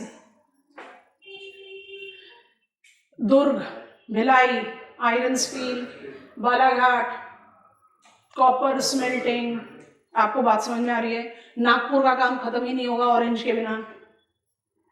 fruits processing, are you getting it or not? तो मतलब मेटलर्जिकल इंडस्ट्री से लेकर, ऑटोमोबाइल इंडस्ट्री से लेकर, iron steel, no you are iron steel बता दिया, मेटलर्जिकल बता दिया, you are taking up the reference of consumer oriented industries with agro processing industry, bulk सारी industries. But that cluster that you are noticing here, I don't find in the other industrial towns that are there in Maharashtra. कल ही आपने पढ़ा, और एक map पे देखो औरंगाबाद दिखा, उसको तो आप मोमेंटम दे रहे हो ना as industrial complex, mega town है। अब हमारे पास सेंसस तो 2011 ही है, बहुत पुराना है, लेकिन when we take up mega cities, क्योंकि हमें बात करनी है अर्बनाइजेशन और उसके प्रॉब्लम की, तो वी आइडेंटिफाई महाराष्ट्र में 6 मेगा टाउन्स हैं, मैंने मिलियन प्लस। ऑफ कोर्स थोड़ा सा पुराना डेटा है क्योंकि इसमें हम नोएडा को भी इंक्लूड नहीं कर रहे हैं, जो कि बाय डिफॉल्ट एक रॉन्ग डोमेन है, बट क्योंकि मेरे पास ऑफिशियल डेटा ही 2011 है। तो Aurangabad is also mega town, but ये मेगा टाउन जो है अपने बेसिक इंडस्ट्रीज के लिए इतना नहीं जाना जाता जितना नॉन बेसिक के लिए, and that is the reason we are triggering Auric, कल आपको बताया। अच्छा, ये दोनों का डिमार्केशन हुआ। अब पहुंचो जरा अहमदाबाद, वडोदरा पहुंच जाइए, मैं आपको गुजरात में सारे टाउन्स को क्लब अप कर लो, पहले देख लो, क्लब अप करो, उसके बाद फिर ओवल, ट्रायंगल, रेक्टेंगल, जो भी शेप फिट इन होता है उसको डिमार्केट करना। शुरू कर रहे हैं कलोल से, आएंगे गांधीनगर, और साउथ में पहुंचे तो खेड़ा पहुंच गए, खेड़ा अमूल का है। उसके बाद थोड़ा सा ईस्ट में गए तो नदियाद, फिर आनंद, फिर वडोदरा, वडोदरा में स्टेट रिफाइनरी है। उसके बाद साउथ में गए तो भरूच, भरूच के बिल्कुल साउथ अंकलेश्वर है। उसके बाद सूरत पहुंचते हो तो आपको बताया था सूरत के कोस्टल ऑफशोर लोकेशन में हजीरा है। उसके बाद यू हैव नवसारी, वालसाद, वापी। वापी को देखें, एक उड़ान में न्यू एयरपोर्ट डेवलपमेंट है, आप समझ रहे हैं? Now you let me know, जो अहमदाबाद वडोदरा इंडस्ट्रियल रीजन है उसकी जेनेसिस तो हुई थी as agglomeration diseconomy of Mumbai Pune industrial region. किस वजह से? Cotton textile, pressurization, labour demand. आपको हमने एक चीज का एग्जांपल दिया था जब हम आपको क्रिटिकल आइसोडोपेन समझा रहे थे, लेबर कॉस्ट कंट्रोल, कि भाई लेबर इंटेंसिव सेक्टर तो आज भी आपने पढ़ा, और जब हम बात कर रहे हैं end of 19th beginning of 20th century, तो फिर तो लेबर इंटेंसिव बहुत ज्यादा था, मुझे लेबर कॉस्ट बहुत हाई पड़ रहा था, लैंड वैल्यू बहुत हाई पड़ रहा था, I had the requirement of safeguarding on labour cost. उस वजह से अहमदाबाद वडोदरा इंडस्ट्रीज की शुरुआत हुई, जो मुंबई और थाने कल्याण का अग्लोमरेशन डिसइकोनॉमी का आउटकम था। आज गुजरात महाराष्ट्र को बहुत सॉलिडली कंपटीशन देके लीप्स में थोड़ा सा हायर एज भी हो गया है। Gujarat is identified to be the state of our country that has got most developed industrial infrastructure. हमें बोलने की जरूरत नहीं है, खुद ही प्रूव हो रहा है। ये वो स्टेट है जिसमें आप एक मेजर इंडस्ट्रियल रीजन और एक मेजर कॉम्प्लेक्स दोनों को इंक्लूड कर रहे हो with in state. So that gives me the justification कि industrial development शुरुआत हुई cotton textile, but now it has got everything. आप justify करें आपने जितना भी major development of any type of industries. आप कहते हैं metallurgical industry गुजरात में नहीं होना चाहिए क्योंकि गुजरात में we don't have favorable availability of raw material, पर port oriented सब कुछ है. It has got port oriented major hub of petrochemicals. खाली जामनगर ही sufficient है बोल देने के लिए, फिर भी मेरे पास वडोदरा है. It is incorporating cotton textile agro based industry. अब महाराष्ट्र और गुजरात के एग्रीकल्चर को रिकॉल कर लेना. महाराष्ट्र में फ्रूट्स प्रोसेसिंग जरूर ऐड होगा, गुजरात में डेयरी प्रोसेसिंग जरूर ऐड होगा. Chemical industries, agro based industries, port oriented metallurgical industries. Ahmedabad का सब अर्बन एरिया है सनद, ऑटोमोबाइल हो गया. आपको बात समझ में आ रही है? अच्छा, अब इसके बाद क्या करो, इसके बाद ना काठियावाड़ में पहुंचो और जिन जिन चीजों को आपको मार्क करने के लिए बोल रहे हैं पहले उनको मार्क करो. पहले मार्क करो जामनगर किया. कोस्टल एरिया में ट्रेवल करते जाना. जामनगर से आप बिग डिस्टेंस लेके पहुंच रहे हैं ओखा पोर्ट, पहुंचे कि नहीं? उसके बाद ग्रेजुअली साउथ में जाओ, द्वारका पहुंचे, फिर जाओ पोरबंदर पहुंचोगे. I hope you are doing so. इसके बाद आपने पूरा कोस्टल एरिया को ट्रैवल करते हुए, हम ये सब आप नोटिस करेंगे ओखा के साथ तो पोर्ट लिखा ही हुआ है, पोरबंदर भी पोर्ट टाउन है. इसके बाद आप पहुंचेंगे गल्फ ऑफ खंबात के शोर में, वहां भावनगर एज पोर्ट टाउन है. इतना तो हमारे मैप पर ही लिखा हुआ है. आप बोलोगे हम तो नॉर्मली इंडस्ट्रियल कॉम्प्लेक्सेस को इतने डिस्टेंस वाले टाउन्स के साथ लेते ही नहीं है. जामनगर के इमीडिएट नॉर्थ में आपको सलाया मार्क कराया था, सलाया मथुरा पाइपलाइन के लिए, वो भी एक माइनर पोर्ट है. ठीक है, अब आपको जज क्या करना है, आपको इन सारे टाउन्स को कंबाइन करते हुए पूरा कोस्टल कठियावाड़ इंडस्ट्रियल कॉम्प्लेक्स बनाना है. आप बोलोगे नहीं एक दूसरे से बहुत दूर है, बिल्कुल सही, बट इनके हिंटरलैंड ओवरलैप कर रहे हैं. ओखा has been developed as outport for Kandla. देखो कांडला की लोकेशन. भाई अगर मर्चेंट वेसल को कांडला में ही कोई चीज डीलोड करनी है तो घुसो कांडला में. नहीं करनी है तो ओखा का इस्तेमाल होगा ताकि आप ट्रैवल्ड डिस्टेंस बचा पाओ. I hope you are understanding. Porbandar, Bhavnagar, Salaya are the other important ports और इनका हिंटरलैंड. किस तरह की इंडस्ट्रीज मुझे यहाँ दिखाई देती हैं? लार्जली केमिकल, फार्मास्यूटिकल और सारी जो डाउनलाइन इंडस्ट्रीज हैं उन सबको आप एसोसिएट कर सकते हैं. और याद कर लेंगे कि हमने सीमेंट को भी केमिकल में ही अप्लाई करके लर्न किया. इसके बाद मेरी लिस्ट में है छोटा नागपुर प्लाट्यू रीजन. तो छोटा नागपुर प्लाट्यू इंटर स्टेट जाता है, तो क्योंकि हमें उसके बाद हुगली भी लेना है तो वेस्ट बंगाल में थोड़ा एंड में आते हैं. पहले आप आ जाओ मैप ऑफ झारखंड, फिर इसको ना मैप ऑफ इंडिया में एक ओवल डिमार्केट कर लेना. यहां पर जो फैसिलिटेटर्स हैं वो अर्ली स्टार्ट तो डेफिनेटली है. बिगिनिंग ऑफ 19th सेंचुरी में आपने स्टील प्लांट स्टैब्लिश कर दिया था यहाँ, टाटा स्टील, तो अर्ली स्टार्ट डेफिनेटली है. बिग रिसोर्स हिंटरलैंड है. यहाँ पर आपका first multipurpose river valley project है. यहीं पर ही कंट्री के अल्ट्रा मेगा पावर प्रोजेक्ट्स की मोबिलाइजेशन है. तिलैया इसका बहुत अच्छा एग्जांपल है. कोल बेस्ड इकोनॉमिक ऑर्डर है. रिस्ट्रिक्शंस जो हैं वो है number 1 landlocked, number 2 lack of favourable agrarian hinterland. यहाँ पर आप एग्रीकल्चर को एक डोमेन नहीं मान सकते. जब गुजरात में, महाराष्ट्र में, सेंट्रल इंडियन बेल्ट सब जगह बोल सकते हो कि एग्रीकल्चरल हिंटरलैंड भी है.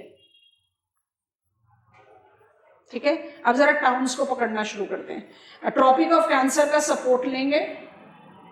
इंटरस्टेट बाउंड्री वेस्ट बंगाल और उड़ीसा की तरफ ही रिस्ट्रिक्टेड रहेंगे. ठीक है, तो हम ट्रॉपिक ऑफ कैंसर से वेस्ट बंगाल के इंटरस्टेट बाउंड्री से पिकअप करना चाह रहे हैं. धनबाद आया, झरिया आया, बोकारो आया, सिंदरी आ गया. I hope you are getting them. Jamshedpur आ गया, घटशिला आ गया. मिल रहा है कि नहीं? और बिल्कुल साउथ में चले जाओ तो नावमंदी आ जाएगा. घटशिला किसके लिए पढ़ा था बच्चों? कॉपर। कॉपर के 3 मेजर स्मेल्टिंग प्लांट्स कहाँ है इंडिया में? एक है खेतरी, एक है बालाघाट, एक है घटशिला। ठीक हो गया। अब यहीं से आपको ओडिशा एंटर करना है, तो नावमुंदी को पकड़ो और ओडिशा में एंटर करो, 2 पेजेस अहेड ट्रांसफर होना पड़ेगा। छोटा नागपुर प्लाटियो में, ओडिशा में आपको नदन पार्ट पर ही रिस्ट्रिक्टेड रहना पड़ेगा। तो आपको यहाँ राउरकेला तो दिख रहा है, जो स्टील प्लांट है, वो तो बाई डिफॉल्ट इंपॉर्टेंट है। उसके बाद you can take Sundargarh cement plant है, Badam Pahar, I hope you are locating it. आप इसको एक्सटेंड कर सकते हो ओनली टिल केंदुजारगढ़, एकदम नदन पार्ट में रिस्ट्रिक्टेड रहेंगे। राउरकेला इसमें टॉर्च बियरर है। Nature of industries, core sector, metallurgical, cement, उसके आगे पीछे कुछ नहीं। अब आओ आप वेस्ट बंगाल में, एक पेज बैक टर्न करना। दामोदर रिवर का सपोर्ट लेकर झारखंड से एंटर कर जाओ वेस्ट बंगाल में। सबसे पहले तो चित्तरंजन को पकड़ो। चित्तरंजन लोकोमोटिव है, अभी थोड़ी देर बाद बात करते हैं उसकी। उसके इमीडिएट साउथ में आपको आसनसोल दिख रहा है, जिसमें बर्नपुर भी दिखाई दे गया। आसनसोल एक मेगा टाउन है, बर्नपुर आसनसोल में ही है। ठीक है, अच्छा उसके बाद आप क्या करें, आप इसके बाद बियॉन्ड नहीं जा सकते, मैक्सिमम कहां पहुंचोगे? दुर्गापुर। तो दुर्गापुर, आसनसोल, बर्नपुर, चित्तरंजन, ये किस इंडस्ट्रियल रीजन का हिस्सा है? छोटा नागपुर। किस तरह की इंडस्ट्री है? दुर्गापुर में भी आपने केमिकल फर्टिलाइजर इंडस्ट्री देखी है, दुर्गापुर में आयरन स्टील इंडस्ट्री है, Steel authority of India Limited की। Chittaranjan is locomotive. बर्नपुर आसनसोल में इसको का फंक्शनिंग प्लांट है। तो nature of industries which are here is right there as core sector, metallurgical, slag based cement plant हो सकते हैं, ऑटोमोबाइल डेवलपमेंट है, मशीन टूल डेवलपमेंट है, वो आपने पढ़ लिया है। आयरन स्टील को आप कितने प्रोडक्ट में डिवाइड करते हो? लॉन्ग एंड फ्लैट दोनों में। Is this done? अच्छा, दुर्गापुर से कुछ मत मार्क करो, ध्यान से सुनो। दुर्गापुर से I am travelling south east, हम दामोदर रिवर के साथ ही मूव कर रहे हैं। दुर्गापुर से साउथ ईस्ट होते होते होते होते आप हुगली से कन्फ्लुएंस कर जाओ, और जहां आप हुगली से कॉन्फ्लुएंस कर गए, वहीं से साउथ में आप एक छोटा सा ओवल मार्क कर लो, वो आपका हुगली इंडस्ट्रियल रीजन है, जिसमें आप चंदेर नगर, बैरकपुर, टीटागढ़, हावड़ा, कोलकाता, अलीपुर, डायमंड हार्बर, हल्दिया, सबको इंक्लूड कर। समझ में आ गया? एकदम छोटा सा, इट्स नॉट ऑल हुगली। आप बोलोगे मुर्शिदाबाद तो बहुत इंपॉर्टेंट इंडस्ट्रियल टाउन था, हम कहाँ मना कर रहे हैं, तो मुर्शिदाबाद को देखो कहां पर है, फरक्का बराज के पास में। इतने गैप में आप उसको थोड़ी ना हुगली के इंडस्ट्रियल रीजन में इंक्लूड कर लो। Hooghly industrial region is having the benefit of Kolkata, the major port, and navigable Hooghly. It definitely had the benefit of early start. Pipeline का benefit है, हल्दिया refinery है IOCL का, और one of the oldest, actually 2 of the oldest shipbuilding companies are right here. Garden Reach Building Engineers Limited, अब तो shut down है तो उसको रेफर करने की जरूरत नहीं। So I have got big range. अच्छा, कोलकाता को आप ईस्टर्न इंडिया का डेट्रॉइट भी बोलते हैं ऑटोमोबाइल असेंबलेज के लिए, but it is not that vibrant as it should be, taking reference of major port Dubai. इसलिए हमने एडवाइस किया है कि जब मैप ऑफ वर्ल्ड को हैंडल करोगे तो हुगली इंडस्ट्रियल रीजन को आप अवॉइड कर सकते हैं। ठीक है, छोटा नागपुर प्लाटियो भी हो गया, हुगली इंडस्ट्रियल रीजन भी हो गया। तो इसी कंटिन्यूटी में जरा एक पेज आगे बढ़कर उत्कल कॉम्प्लेक्स, जो हमारा C नंबर का कॉम्प्लेक्स है, उसको जज कर लेते हैं। तो हमने आपको बता दिया कि केंदुजारगढ़ तक तो आप छोटा नागपुर प्लाटियो को रखो। उसके बाद आप क्या करो, आप आ जाओ बिल्कुल कोस्टल डेल्टाइक प्लेन पर। आपको भितरकनिका दिखाई दे रहा है ना, उसके इमीडिएट नॉर्थ में धमरा दिख रहा है। Dhamra is a minor sea port of Odisha. उसके इमीडिएट वेस्ट में जाजपुर दिख रहा है। Jajpur is the new iron steel plant of Tata steel, जो आपने लिखा है ना कलिंगा नगर, वो जाजपुर में। आपको बात समझ में आ रही है? अच्छा, अब उसके बाद अब आप इन प्लेसेस को मार्क करो, तब फिर ओवल बनाना। उसके बाद थोड़ा वेस्ट जाओगे, तालचर, मुझे बताने की जरूरत नहीं है कि वो क्या है, ठीक है। तालचर से आप 1 स्टेप साउथ आते हो, अनुगुल, मुझे बताने की जरूरत नहीं है क्या है। उसके बाद आप ब्रह्मणी महानदी के कैचमेंट एरिया को लेते हुए ईस्ट की तरफ बढ़ जाओ, आपको कटक, भुवनेश्वर और पारादीप को पकड़ना है। Bhubaneswar is more known for communication, information technology. Katak is more known for textile, and Paradeep is a major port city of our country. आपने पारादीप रिफाइनरी ऑफ IOCL भी पढ़ा है, पारादीप फॉस्फेट लिमिटेड भी पढ़ा है, PPL, ठीक है। अब क्लब अप कर लो, धमरा से लेकर पारादीप पर नहीं रुकना है, धमरा से लेकर पारादीप पर आकर वेस्ट टर्न करते हुए भुवनेश्वर को इनकॉर्पोरेट करके अनुगुल, तालचर को लेना है। इंडस्ट्रियल कॉम्प्लेक्स, इसको बोलते हैं Utkal complex. Dhamra is minor port of Odisha, Paradip is major port. चलो आ जाओ सबसे बड़े वाले इंडस्ट्रियल रीजन में, साउथ इंडियन इंडस्ट्रियल रीजन। हम छोटे से छोटे प्लेस को मिस नहीं करना चाह रहे, इसलिए हम भी मैप का रेफरेंस देकर आपको बता रहे हैं। मैप पर देखो, लिखने के बजाय सारे कंटेंट आपने ऑलरेडी क्रिएट किए हुए हैं, बस मैप पर अगर आपने नाम, प्लेसेस के नाम लिख लिए तो आप बड़े आराम से बाकी इंडस्ट्रियल डोमेन को जज कर सकते हो। ओके, चेन्नई, तमिलनाडु से शुरू करते हैं। चेन्नई पहुंचो बिना किसी इंस्ट्रक्शन के, पेंसिल अपने हाथ में रखना। चेन्नई से इमीडिएट 1 स्टेप नॉर्थ आपको एन्नोर दिख रहा है, आपका नदर्न एज जो है वो एन्नोर आएगा, चेन्नई भी बाय डिफॉल्ट इंक्लूडेड है। अच्छा, अब आप चेन्नई एन्नोर से स्लोली टुवर्ड साउथ वेस्ट आओ, स्लोली आना, कंचीपुरम पहुंच गए आप, SITP साइट है ये। अच्छा, कंचीपुरम के बाद आपको ग्रेजुअली साउथ, थोड़ा सा स्टीपर साउथ वेस्ट की तरफ आना है। मेगा टाउन के बारे में, मेगा टाउन पकड़ने के लिए बता रहे हैं, सेलम पहुंचोगे, पहुंचे। सेलम के बाद आप थोड़ा सा बड़ा डिस्टेंस, सारे इंडस्ट्रियल टाउन है, सेलम, नमाकल, करूर, दिंडिगल, मदुरई पहुंचे। मदुरई आपका सदर्न टर्मिनस है। जब मदुरई तक आप पहुंचोगे और आप सेलम से सपोर्ट लेकर पहुंच रहे हो और आपको इसको चेन्नई तक ले जाना है, तो बस ये ध्यान रखना कि आप मदुरई से जब नॉर्थ ईस्ट की तरफ बढ़ोगे तो तिरुचिरापल्ली इंक्लूड हो जाना चाहिए, मिल रहा है। और थोड़ा सा और नॉर्थ ईस्ट की तरफ बढ़ोगे तो नाइवेली इंक्लूड हो जाना चाहिए, ठीक है। तमिलनाडु के प्लेसेस अप्लाई हुए। अच्छा, बाकी टाउन्स को मार्क करने के लिए सेलम से, rather you can take a preference of any of the support, Salem से ही चलो। सेलम से साउथ वेस्ट की तरफ जाएंगे, आपको कोयम्बटूर मिलेगा, Manchester of southern India. Coimbatore के बिल्कुल 1 स्टेप ईस्ट आपको तिरुपुर मिल रहा है, 2003 से SITP है, ऑफ कोर्स इकोनॉमिक सिकनेस की वजह से इतना पॉपुलर नहीं रह गया है। और तिरुपुर से वापस आप सेलम की तरफ जाना शुरू करें, पहुंचे स्टैनले रिजर्वॉयर, आपने वहां मार्क किया हुआ है मेतुर, क्या है, मैल्को एल्यूमिनियम प्लांट, किसके कंट्रोल में, वेदांता। तमिलनाडु में आप देख रहे हैं कितना बड़ा industrial, Tamil Nadu is one of the high growth state, industrial state. अब यहां से आप एंटर करो, स्टैनले रिजर्वॉयर से आप एंटर करो Karnataka.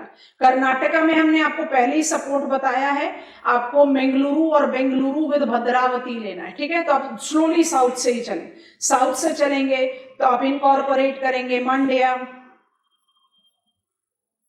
Yes all of us, Bengaluru, Bhadravati तक जाओगे तो तुमकुरु, हसन, भद्रावती, फिर मंगलुरु।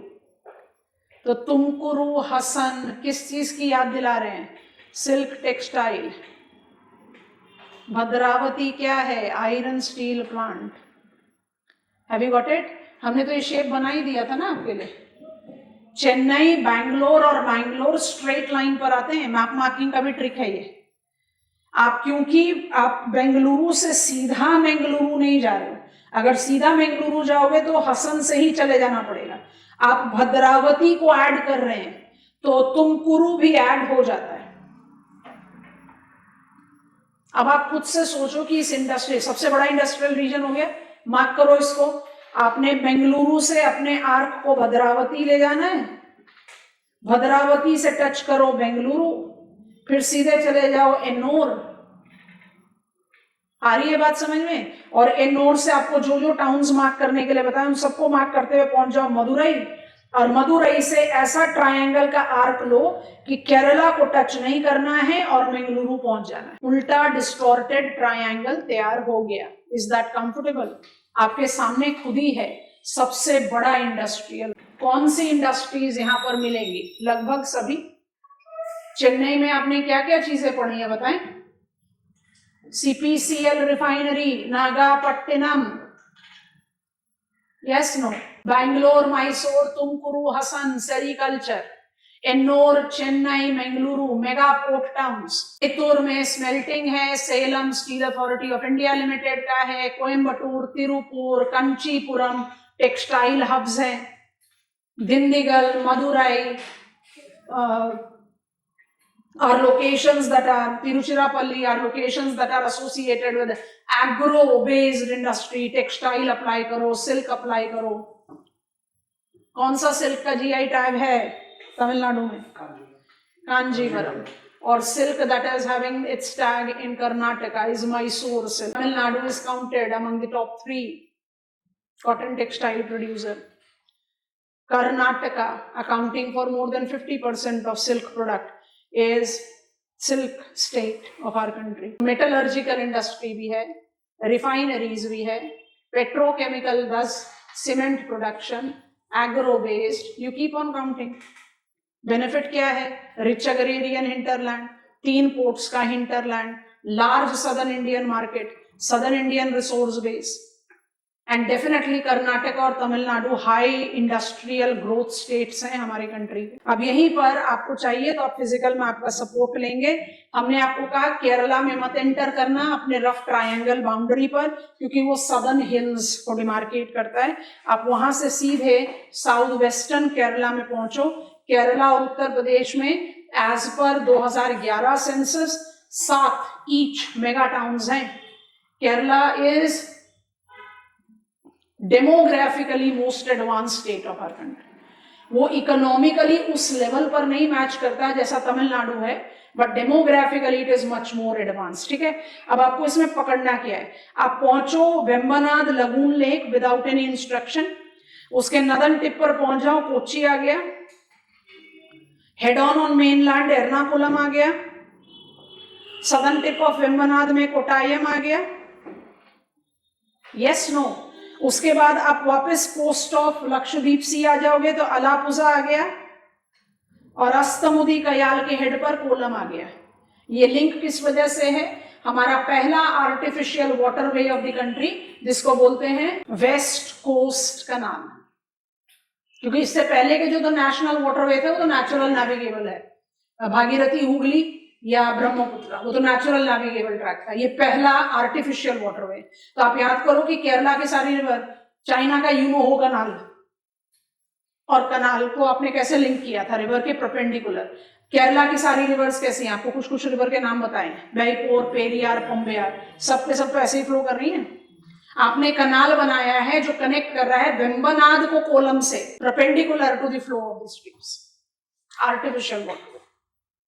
नेचर ऑफ इंडस्ट्रीज, फिर से वही रटा रटाए बोल सकते हैं। कोच्चि क्या है? रिफाइनरी है। किसकी? बीपीसीएल। क्या करते हो बच्चों? बीपीसीएल की रिफाइनरी है, मेजर पोर्ट टाउन है Kochi shipyard limited, yes no? अलान सोसिया ने थोड़ा सा कोच्चि के ट्रैक को या कोच्चि के डोमेन को, डोमिनेंस को कम कर दिया है। अलान सोसिया सुना है? नहीं सुना है? अंडर द रॉक रहते हो। Alang Sosiya, Bhavnagar, Gujarat state maritime board have evolved as the most prominent ship recycling centre. Kochi shipyard हमारे कंट्री में सबसे बड़ा shipyard with ship recycling and repair. अच्छा, यहां पर आप थोड़ा सा अपना इंटेलिजेंस लगाओ। Rich agrarian hinterland, sea port orientation, petrochemicals, I have taken everything.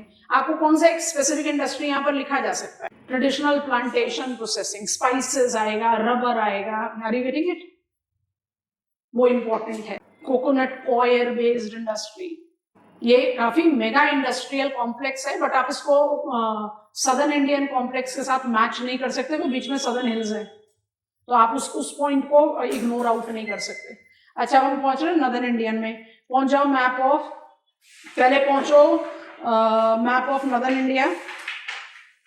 इसमें न्यू दिल्ली को पकड़ना है, एनसीआर बोल रहे हैं ना, तो आप न्यू दिल्ली से नॉर्थ में जाकर सोनीपत को पकड़ो, वेस्ट में जाकर रोहतक को पकड़ो, हरियाणा के प्लेसेस को पिकअप करो। दिल्ली पहुंच गए, शाबाश। अब नॉर्थ में जाओ, सोनीपत पहुंचे, सोनीपत से साउथ वेस्ट की तरफ जाओ, रोहतक पहुंचे, फिर वापस दिल्ली के बिल्कुल इंटरस्टेट बाउंड्री पर आओ, बहादुरगढ़ पहुंचोगे, साउथ में जाओ गुरुग्राम पहुंचोगे, ईस्ट में जाओ फरीदाबाद पहुंचोगे। पहुंच गए कि नहीं? Yes all of us? ये सब के सब इंपॉर्टेंट इंडस्ट्रियल टाउन है। सोनीपत, फरीदाबाद, फरीदाबाद ऑफिशियली 2011 से ही mega town of the country है।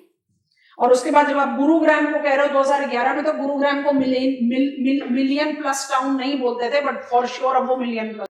ठीक है, तो दिल्ली, उसके बाद हरियाणा में आपने किस किस को पिकअप कर लिया? You have picked up Sonipat, you have picked up Rohtak, you have picked up Bahadurgarh, you have picked up Faridabad, Gurugram. Delhi के बाद गुरुग्राम सबसे पहले लिखो, उसके बाद फिर बाकी सबको लिख लो। ठीक है, अच्छा, अब यहां से मुझे उत्तर प्रदेश जाना, और मुझे उत्तर प्रदेश के बहुत सारी प्लेसेस आपको बतानी है, तो ध्यान से देखना और पिकअप करना। उत्तर प्रदेश को पकड़ो उत्तराखंड इंटरस्टेट बाउंड्री से, क्योंकि हमने इसको क्या नाम दिया? अगर आपको नाम रिप्लेस करना है नदर्न इंडियन इंडस्ट्रियल रीजन को, तो आप कैसे रिप्लेस करोगे? एनसीआर रोहिलखंड, तो रोहिलखंड की शुरुआत करो उत्तराखंड इंटरस्टेट बाउंड्री से, मार्क करते जाना। सहारनपुर मिला, साउथ में आओ, मुजफ्फरनगर मिला, याद कर लो कि आपने मुजफ्फरपुर लिया था बिहार के लिए। उसके बाद थोड़ा साउथ में आइए, मतलब बिग डिस्टेंस के बाद ही लिखना है मेरठ। आपके स्कूल एटलस पर मेरठ पर काम खत्म हो गया है। हम मेरठ के साउथ में जा रहे हैं मोदी नगर, साउथ में जा रहे हैं गाजियाबाद, साउथ में जा रहे हैं नोएडा, साउथ में जा रहे हैं दादरी, साउथ में जा रहे हैं बुलंदशहर, साउथ में जा रहे हैं Khurja. Are you getting it class? और उसके बाद थोड़ा सा बिग डिस्टेंस के बाद अलीगढ़ पहुंचो, मथुरा को इंक्लूड करते हुए आगरा पर खत्म। उत्तर प्रदेश में बहुत सारे अदर इंडस्ट्रियल टाउन्स हैं, आपको कानपुर पता है, आपको प्रयागराज पता है, आपको वाराणसी पता है, आपको गोरखपुर पता है। डेफिनेटली वो ज्यादा बड़े इंडस्ट्रियल टाउन्स हैं compare to Khurja, compare to Modi Nagar, but they are far away from each other to be counted as industrial region. अब आप मुझे खुद से सोचकर बताओ, अगर आप नोएडा, ग्रेटर नोएडा, कल बात किया था ना industrial corridor development, IIT greater Noida, now Noida Gurugram, Noida Gurugram, हम हमेशा कहते आए Haryana as Gurugram is much prominent bearer of the pulsation urban sphere of influence. Uttar Pradesh इतना कीप पेस नहीं कर पाया, अब वो पॉइंट बिल्कुल डिलीट आउट हो गया क्योंकि नोएडा का डेवलपमेंट है। आई डू अंडरस्टैंड गाजियाबाद वहां इतनी इजीली मैच नहीं करता, बट नोएडा मैच करता है। तो I am talking about NCR में दिल्ली विद गुरुग्राम एंड नोएडा सबसे टॉप स्लॉट, माने मार्केट ओरिएंटेड जितनी डाइवर्सिफाइड इंडस्ट्रीज एंड सर्विसेज आपको इमेजिन करनी। उसके बाद आप थोड़ा सा स्पेसिफाइड होते हुए चले जाओगे, जैसे सहारनपुर, मुजफ्फरनगर, मेरठ, आप यहाँ पर किस तरह की इंडस्ट्रीज को अप्लाई करोगे? मोर एग्रो बेस्ड। अब जैसे आप आ गए मथुरा में तो आप कहोगे petro refinery, so you and Agra या खुर्जा, तो आप इसको किसके साथ रिलेट करते हो? टैनरीज, लेदर वर्क, नो से metal work, glass work, so you have got something that is specified. जितना नदर्न रोहिलखंड में जाएंगे एग्रो बेस्ड कर दीजिए, जितना दिल्ली, नोएडा और गुरुग्राम को एसोसिएट करोगे आप वहां पर करो एकदम डाइवर्सिफाइड मार्केट हो। मथुरा और उसके साउथ में आप मोर स्पेसिफाइड इंडस्ट्रीज के साथ चले जा सकते हैं। आगरा को कंट्री का one of the biggest tanneries centre बोला जाता है, leather work. That is the reason it has been a problematic spot for our wonders of the world including Agra, क्योंकि जो pollution के reference का factor आता है उससे it is definitely creating trouble for the entire town and definitely all the monuments that are। अच्छा जी, industrial regions का तो list पूरा हो गया। इंडस्ट्रियल कॉम्प्लेक्स एक बचा हुआ है। तो वापस आ जाओ जरा नदर्न इंडियन मैप पर। आपको हमने कहा सोनीपत है ना, सोनीपत के बाद एक बड़े डिस्टेंस के बाद आपको पानीपत मिलता है, इंडस्ट्रियल टाउन है। और थोड़ा नॉर्थ बढ़ते हो तो कुरुक्षेत्र, यमुनानगर मिलता है, अंबाला मिलता है, सब इंडस्ट्रियल टाउन है। बट हम यहां ना जाकर आप जा रहे हो पंजाब। सो थोड़ा सा ध्यान से देखना कि आप पंजाब में कौन से एरियाज को पिकअप कर रहे हो। हम इसको बोलते हैं नदर्न पंजाब। तो नदर्न पंजाब में आपने लेना कौन कौन से सेंटर्स को है। Can all of us reach Jalandhar, जो हमने पाइपलाइन में डिमार्केट किया हुआ था, उसी का सपोर्ट ले लेते हैं।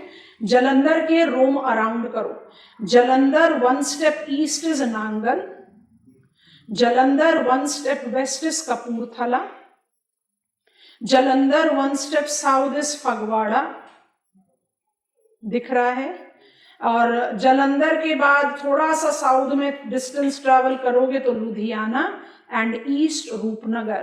तो रूपनगर, नांगल, लुधियाना, जलंधर, फगवाड़ा एंड कपूरथला। कपूरथला तो रेल कोच फैक्ट्री है। Rupnagar erstwhile Detroit of India होता था, ऑटोमोबाइल हब है। Punjab is agrarian economic setup. Punjab जो अग्रेरियन इकोनॉमिक सेटअप है, उसकी जो इंडस्ट्रीज का नेचर होगा वो किस तरीके का होगा, agro based. Textile by default यहाँ पर है, होजरी है यहाँ पर। मुझे एक ऐसी इंडस्ट्री का नाम बताओ जिसके बिना पंजाब कॉम्प्लेक्स, जिसको हमने नदर्न पंजाब कॉम्प्लेक्स बोला है, उसको आप कंप्लीट नहीं कर सकते। हमारे स्टडी में नहीं आया वो। Sports goods, sports goods most prominent hub है ये। अब ना अपने मैप ऑफ इंडिया को अपने सामने खोलो। मैप ऑफ इंडिया चाहिए, कुछ नहीं करना, आपने मार्क कर लिया। अब अपने दिमाग में खुद से प्रेशर डालो और सोचो। लिस्ट आपके सामने है, आपने सारे प्लेसेस को मार्क कर लिया। लोकेशंस को विजुअलाइज करिए। Which are the industrial regions of India. Northern industrial region, जिसको आपने नाम कर क्या दे दिया, एनसीआर, रोहिलखंड।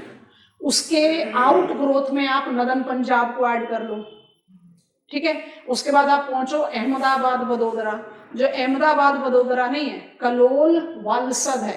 एक्चुअली वापी तक ले गए, Kalol Vapi. And it has got its outgrowth which is coastal Kathiawar. Coastal Kathiawar में आप ओखा से लेकर भावनगर तक गए हो, क्योंकि आप उन सारे माइनर पोर्ट्स के हिंटरलैंड को ओवरलैप कर रहे हो। उसके बाद आप पहुंच रहे हो मुंबई पुणे। आप उसको मुंबई पुणे नहीं बोलकर नासिक कोल्हापुर बोल रहे हो। Diversity of industries by default immense. फिर गैप के बाद हमने आपको बताया धुले, अकोला, जलगांव, सब इंडस्ट्रियल टाउन्स है। इनको क्रॉस करते हुए आप पहुंच गए हो नागपुर, बंदारा, दिल्ली, राजरा, दुर्ग, भिलाई, बालाघाट।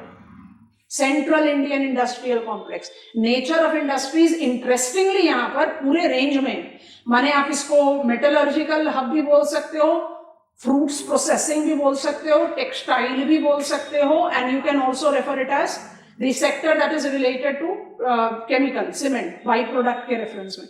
तो you have got big diversity है। उसके बाद आप आगे छोटा नागपुर। छोटा नागपुर को आपने इंटर स्टेट डालना है।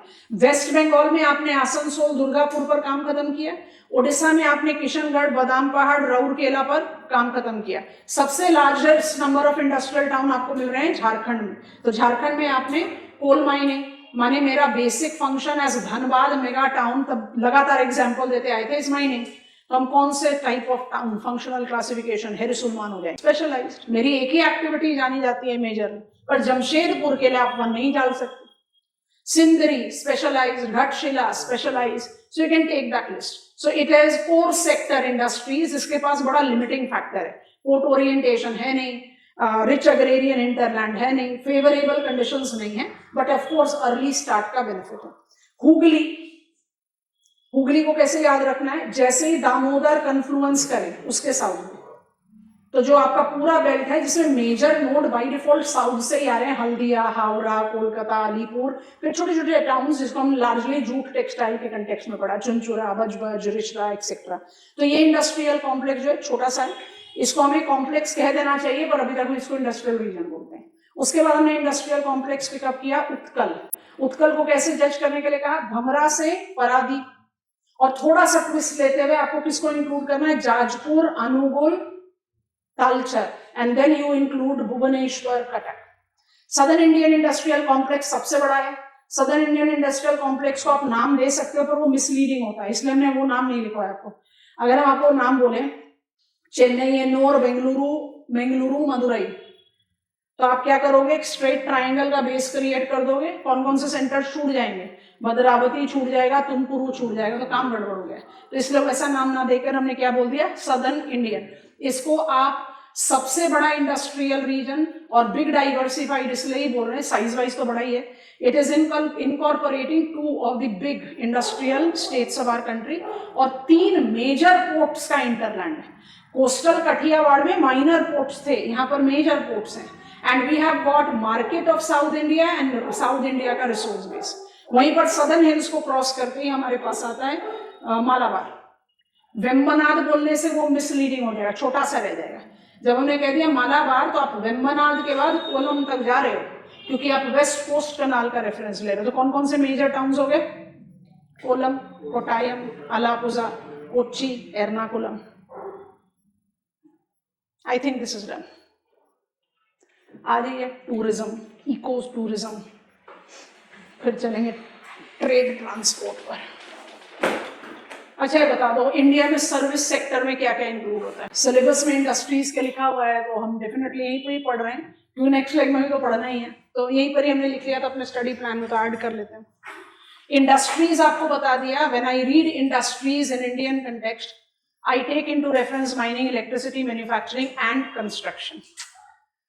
सर्विस बोलते हैं, ये हम अभी पढ़ने वाले हैं। We are talking about service sector of India without taking the study plan of it, क्योंकि भाई हमारे सिलेबस में तो टूरिज्म और इको टूरिज्म इंडस्ट्रीज में लिखा हुआ, तो हम वहीं पर लेके फिर अपने आप को सर्विस सेक्टर से इंट्रोड्यूस करा देंगे।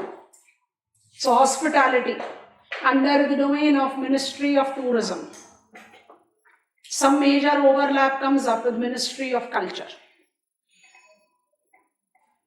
ऑफ कोर्स ओवरलैप तो सबके साथ ही आएगा, ministry of road transport and highway भी आएगा, क्योंकि आपने कनेक्टिविटी तो लेनी है, ministry of housing and urban affairs भी आएगा। लेकिन जो फंक्शनिंग डोमेन, फटाफट से फैक्चुअल टॉपिक है, हम कोशिश कर रहे हैं कि इसको आज कवर कर दें। करें शुरू। टूरिज्म इंक्लूडिंग इको टूरिज्म, तो हम इको टूरिज्म को आपको इवेंचुअली बाद में कंसोलिडेशन। बड़ा इंटरेस्टिंग फैक्ट है, इंडिया बहुत लंबे समय से अपने आप को एक टूरिज्म हॉटस्पॉट के रूप में प्रेजेंट तो करता रहा। माने if I just ask you to take it from post independence time, 1980s में हमारे पास पहली बार टूरिज्म पॉलिसी आई ऑफिशियली, बट हम टिल 2002 जब तक हमने मोबाइलाइज किया इनक्रेडिबल इंडिया कैंपेन, उससे पहले इंडियन टूरिज्म एक one of the most ad hoc sector रहा। अडॉक किस तरह से रहा कि कुछ भी लॉन्ग टर्म प्लानिंग नहीं है, in spite of the fact that India provides that diversity of natural and cultural characteristics. Cultural में सब कुछ को इंक्लूड कर दिया, हिस्टोरिकल, मॉन्यूमेंट, सब चीजों। India includes that diversity of natural and cultural factors that it actually becomes the attractive node for tourists of any different nature of aptitude. माने आप इसमें एडवेंचर टूरिज्म में कौन सा टूरिस्ट ग्रुप होगा? हमारी एज का तो certainly नहीं होगा, until unless we are now noticing that much aged people, 80 plus people are doing bungee jump. I cannot even think about it. So वो एक जो आप adventure tourism, river rafting, trekking, mountaineering etcetera देते हैं, तो वो किसके साथ जाता है? इंडिविजुअल यूथ पॉपुलेशन के साथ। उसके बाद जब आप different other categories of tourism as exploration, just visiting, having time, family time together, so you have got all different areas to explore. आप नेचर वाइल्ड लाइफ टूरिज्म भी देख सकते हो, नेचर टूरिज्म भी देख सकते हो, can get on to the spiritual tourism where you have got the big range. तो India provides biggest possible diversity because of our natural as well as cultural domain. But just बस एक example के साथ बताना चाह रहे हैं, when I take reference of tourism sector का डेवलपमेंट एडहॉक नेचर को जस्टिफाई करने के लिए एक एग्जाम्पल बता रहे हैं। आज की डेट में तो of course it is Google map and nothing going on. आप चले जाओ बिगिनिंग ऑफ 2002 में हमारे पास tourism policy which somewhere marked up the change of tourism sector from ad hoc to more planned. जो ad hoc phase था उसमें tourist की सेफगार्ड, उस समय we were not even having that elite and affluent telecommunication links, तो वो links भी नहीं है, ट्रांसपोर्ट इंफ्रास्ट्रक्चर भी फेवरेबल नहीं है। और जो सबसे इंटरेस्टिंग आयरनी ही कह सकते हैं कि जितने भी फॉरेन टूरिस्ट इंडिया में आते थे उनके हाथ में जो था इनक्रेडिबल इंडिया या इंडिया की जो बुक जो बहुत पॉपुलरली चलती थी वो चलती थी लोनली प्लैनेट की, BBC की। मतलब हम अपने कंट्री में उस इंफॉर्मेशन बुकलेट को भी पब्लिश नहीं कर रहे थे। And it was going on very swiftly, but as globalization, new tourism hubs have started attracting tourists more strongly, और इंडिया अपनी उस potentiality को gradually lose out करता चला गया, then we had the beginning of Incredible India campaign, जिसको अब हमने revamp और rename कर दिया है स्वदेश दर्शन। Incredible India campaign 2002 marked up mobilization of tourism from ad hoc, random sector तो चल रहा है आराम से, to more organized, employment oriented. और बड़ा इंटरेस्टिंग चीज है, टूरिज्म को डेवलप करने के लिए आप इन सेथिव इंफ्रास्ट्रक्चर डेवलप क्रिएट करते हो, आप इन सेथिव एम्प्लॉयबिलिटी जनरेट करते हो। मान लीजिए कि मैं tribal population, tribal youth, I have got training, education with all the support system. उसके बाद तो मेरा एजुकेशनल या स्किलिंग स्ट्रेचर ही इतना बड़ा हो गया कि मैं अपने नेटिव एरिया में तो रह ही नहीं सकता, मुझे तो जॉब करने के लिए बाहर जाना पड़ेगा। तो उससे मेरी ग्रोथ होगी, मेरे फैमिली की ग्रोथ होगी, बहुत ज्यादा पे बैक टू सोसाइटी वाला एप्टीट्यूड है, तो हो सकता है कि मेरे लोकेलिटी में थोड़ी सी ग्रोथ हो जाए, but it will be restricted. Tourism एक ऐसा एवेन्यू है जिसमें आप उसी जगह की डेवलपमेंट करते हो, वहीं पर जॉब क्रिएट करते हो। और अगर आपको टूरिज्म जस्टिफाई करना है तो बाय डिफॉल्ट आप उस जगह को कनेक्ट करते हैं with rest of the nodal areas, चाहे वो एयरपोर्ट होगा, चाहे रेल स्टेशन होगा। It by default creates out the pulsating, cascading growth momentum that we started giving 2002। But जो हम आज की डेट में इंडियन टूरिज्म के सेगमेंट की बात करते हैं 2015 ऑनवर्ड्स, उसके जो 6 फैक्टर्स हैं और 2025-26 बजट प्रपोजल में जो कुछ इंपॉर्टेंट एजेस ऐड किए गए उनको पिकअप करते हैं फटाफट से। अच्छा, इसमें 2 चीजों को याद रखना। पहली चीज आपको पहले बता दिया, दोबारा लिखवा भी देंगे, मिनिस्ट्री ऑफ टूरिज्म के एजेस में है सारा कुछ, but I do have other constituent. इसमें एक जो सबसे इंपॉर्टेंट पॉइंट है वो है archaeological survey of India. India के पास इतना big legacy of historical monuments है कि आर्कियोलॉजिकल सर्वे ऑफ इंडिया हमेशा 2 चीजों से परेशान है, वर्कफोर्स एंड मनी। क्योंकि आपको मॉन्यूमेंट्स को प्रिजर्व करना है। वो मॉन्यूमेंट्स कोई जरूरी नहीं कि of the structure of Taj Mahal हो या of the structure of Humayun tomb हो। हुमायूं टूम को इंडिया और इंटरनेशनल फ्रंट में लेकर आने के लिए भी हम ओवरसीज विजिट को जस्टिफाई करते हैं। Barack Obama's first visit to India and visit to Humayun tomb. नहीं तो हम इंडिया दिल्ली में कौन सा मॉन्यूमेंट को बाय डिफॉल्ट एकदम फ्लैग बियरर ऑफ मॉन्यूमेंट बोलते हैं, कुतुब मीनार। उसके थोड़ा सा आगे बढ़ोगे तो लाल किला। हम नहीं बात करते हैं हुमायूं टूम की।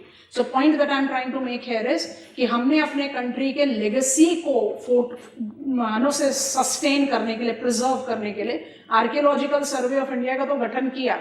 लेकिन आर्कियोलॉजिकल सर्वे ऑफ इंडिया के साथ सबसे बड़ी प्रॉब्लम है कि मुझे ग्रेड करना की कंपल्शन हो जाती है। मेरे पास ना तो इतनी टेक्निक है, ना मैन पावर है, ना फंड्स हैं। तो बाय डिफॉल्ट क्या शुरू हुआ, लाल किला को प्रोटेक्ट करो, पुराना किला को जाने दो। पर पुराना किला को जाने देते हैं तो हमारा एक बहुत मेजर लॉस होता है। इसलिए आज के कंटेक्स्ट में भी जहां हम बात कर रहे हैं employability, connectivity, growth momentum, we are having that very significant purview that correlates with adopt a heritage. By default, it is correlated to what we learn as economic gentrification, supervised by Archaeological Survey of India, availing manpower, technique, money to facilitate, of course with PPP participation, हम debate कर सकते हैं, but इसका एक fruitful outcome ही है। कोई भी private investor अगर किसी हेरिटेज को अडॉप्ट कर रहा है तो ऑटोमेटिकली उसको शोकेस कर रहा है अपने लाइंस ऑफ टूरिज्म नेटवर्क के। जैसे ईज माई ट्रिप, जो मेक माई ट्रिप का एक बड़ा मेजर कॉम्पिटिटर के तौर पर डेवलप हुआ, काफी सारे हेरिटेज अडॉप्ट किए, तो उससे क्या हुआ, उनके पोर्टफोलियो में वो हेरिटेज आ रहे हैं, तो by default they are attracting tourist. Tourist आएंगे तो हेरिटेज अपने लिए भी तो अर्न कर पाएगा। And if any one such player is earning, it automatically will give pathway to many other. Ultimate purpose तो यही है ना कि gentrification से हम जो आर्किटेक्ट है, जो हेरिटेज है, उसको मेंटेन कर सके. वहीं पर हृदय आता है. हृदय को हम historical city development program town planning में बताएंगे. हिस्टोरिकल सिटीज डेवलपमेंट प्रोग्राम हमने 1985 में शुरू किया था. Historical cities development program IUDP, integrated urban development program का हिस्सा था. आज आप उसको बोलते हैं हृदय, हेरिटेज सिटीज डेवलपमेंट ऑगमेंटेशन योजना. तो जो हिस्टोरिकल टाउन डेवलपमेंट है और जो हृदय है, उसमें क्या डिफरेंस है? टाउन ओरिएंटेड है. एक तो हो गया मॉन्यूमेंट ओरिएंटेड, एक है टाउन ओरिएंटेड. टाउन ओरिएंटेड में जो हेरिटेज है वो सिर्फ हिस्टोरिकल मॉन्यूमेंट थोड़ी ना है. हेरिटेज तो आपका क्यूजीन भी हो सकता है, आपका फेयर फेस्टिविटी भी हो सकता है, आपका different type of handloom handicraft work भी हो सकता है. तो Hriday incorporate that kind of domain. तो we have got multiple programmes. आपके दिमाग में वही प्रोग्राम्स होने चाहिए, तो जिस्ट अपने आप कवर ऑन होता है. फटाफट से पॉइंटर्स लिखो. Tourism India, point number 1. From being an ad hoc and one of the oldest economic sector of India, tourism since 2002 have experienced more organized and mainstreamed development. In the ages of Ministry of Tourism, gist of tourism policies in India, gist of tourism policies in India, policy को underline कर लो, dash डालो, फटाफट से pointer लिखो. Point 1, to enhance contribution of tourism in economy for year-round tourism. Next, increase job opportunities. Next, increase competitiveness in the sector by increasing private participation, preserving and enhancing cultural heritage, and finally, increasing sustainable, responsible, inclusive development. बहुत evident से objectives हैं. Next block create कीजिए. Multiple schemes, programs and missions. Multiple schemes, programs and missions to facilitate fulfillment of these objectives. We can write Prasad and Hriday separately, but they have got a strict overlap and I'll be emphasizing on that. जो 2025 26 में addition है उसको हम बाद में demarcate करेंगे. 6 नहीं लिखकर हम क्लब अप करेंगे. National strategy for eco tourism, policy 2024-2022 का था जिसको अब लिया, वो हम बाद में लिखेंगे. ये 5 मेरे मिशंस, प्रोग्राम्स या स्कीम्स ऑफ टूरिज्म डेवलपमेंट. शुरू करो. स्वदेश दर्शन, वी हैव स्टार्टेड स्वदेश दर्शन 2.0. स्वदेश दर्शन अंडरलाइन डैश, मोबिलाइज्ड इन 2015. ब्रैकेट में चाहो अपने रिमेम्बरेंस के लिए तो लिख लो, आंसर में मत लिखना. Is renamed and revamped incredible India campaign.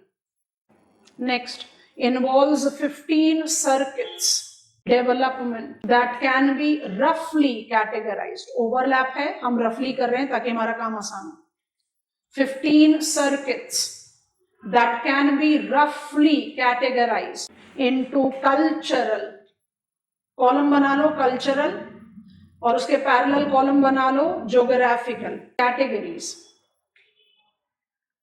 ये हम अपने लिए कर रहे हैं ताकि हमारे लिए आसान हो जाए. ठीक है, अब लिस्ट करना शुरू करो. कल्चरल में सर्किट्स के नाम लिख रहे हैं, कल्चरल में शुरू कर रहे हैं.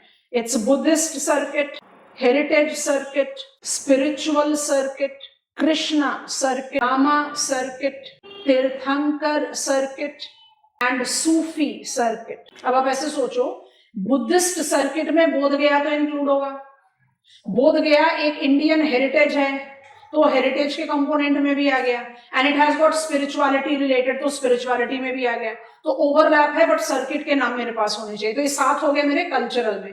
अब आ जाओ ज्योग्राफिकल में. I have got coastal circuit, desert circuit, wild life circuit, Himalayan circuit, north eastern circuit, rural circuit and economic circuit. 7+7 1 बच रहा है. एक को ना दोनों कॉलम के बीच में लिख दो. Tribal circuit. Do you agree to this? Tribal एक डिफाइंड एरियाज में रहते हैं तो ज्योग्राफिकल भी होगा, और ट्राइबल बाय डिफॉल्ट कल्चर में। अब इसमें क्या होता है, मेरे लिए आसानी हो जाती है, हम 15 सर्किट क्यों लिखें एग्जामिनेशन में, नहीं लिखेंगे। आइकॉनिक साइट डेवलपमेंट में पूरे के पूरे 21 साइट थोड़े ना लिखोगे, सैम्पलिंग ही तो करोगे।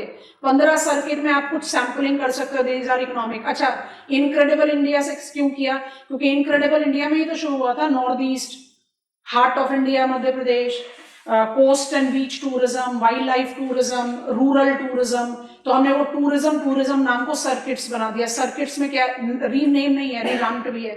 सर्किट्स का क्या है कि जो कृष्णा या तीर्थंकर या सूफी कल्चर में जो जो इंपॉर्टेंट टर्मिनल्स हैं उनको एफिशिएंटली लिंक अप करना, उनका मैप डिफाइन आउट करना, शोकेस करना। वो शोकेसिंग यहाँ पर आएगा भारत पर्व में, इसलिए हम भारत पर्व को सबसे एंड में लेकर गए।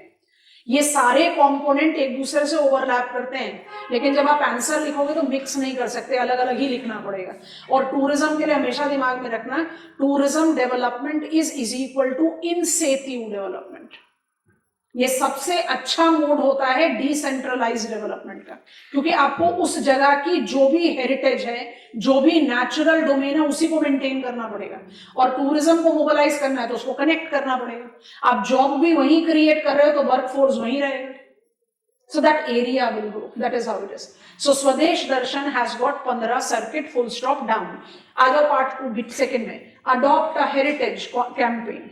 नहीं, पहले ऐड कर लेते हैं 2.0, ऑब्जेक्टिव का मॉडिफिकेशन है। बॉक्स आइटम बनाओ, बॉक्स आइटम बनाओ। SDS 2.0 इनकॉर्पोरेटेड एरोज बना लीजिए, सस्टेनेबल एंड रिसोर्स टूरिज्म दूसरे एरो में लिखिए, चैलेंज बेस्ड डेस्टिनेशन डेवलपमेंट तीसरे में लिखिए, tribal area focus under PM जुगा, JUGA 2024 से आप इसको बात कर रहे हैं। अंडर PM जुगा, जुगा इज जनजातीय उन्नत ग्राम अभियान, जनजातीय उन्नत ग्राम अभियान। तो ये 2 कंपोनेंट तो समझ में आ गए। सस्टेनेबल रिस्पॉन्सिबल टूरिज्म चाहिए, ट्राइबल एरिया पर फोकस करना है, ठीक है। जो सेंट्रल डोमेन लिखा है उसको समझा दो जरा।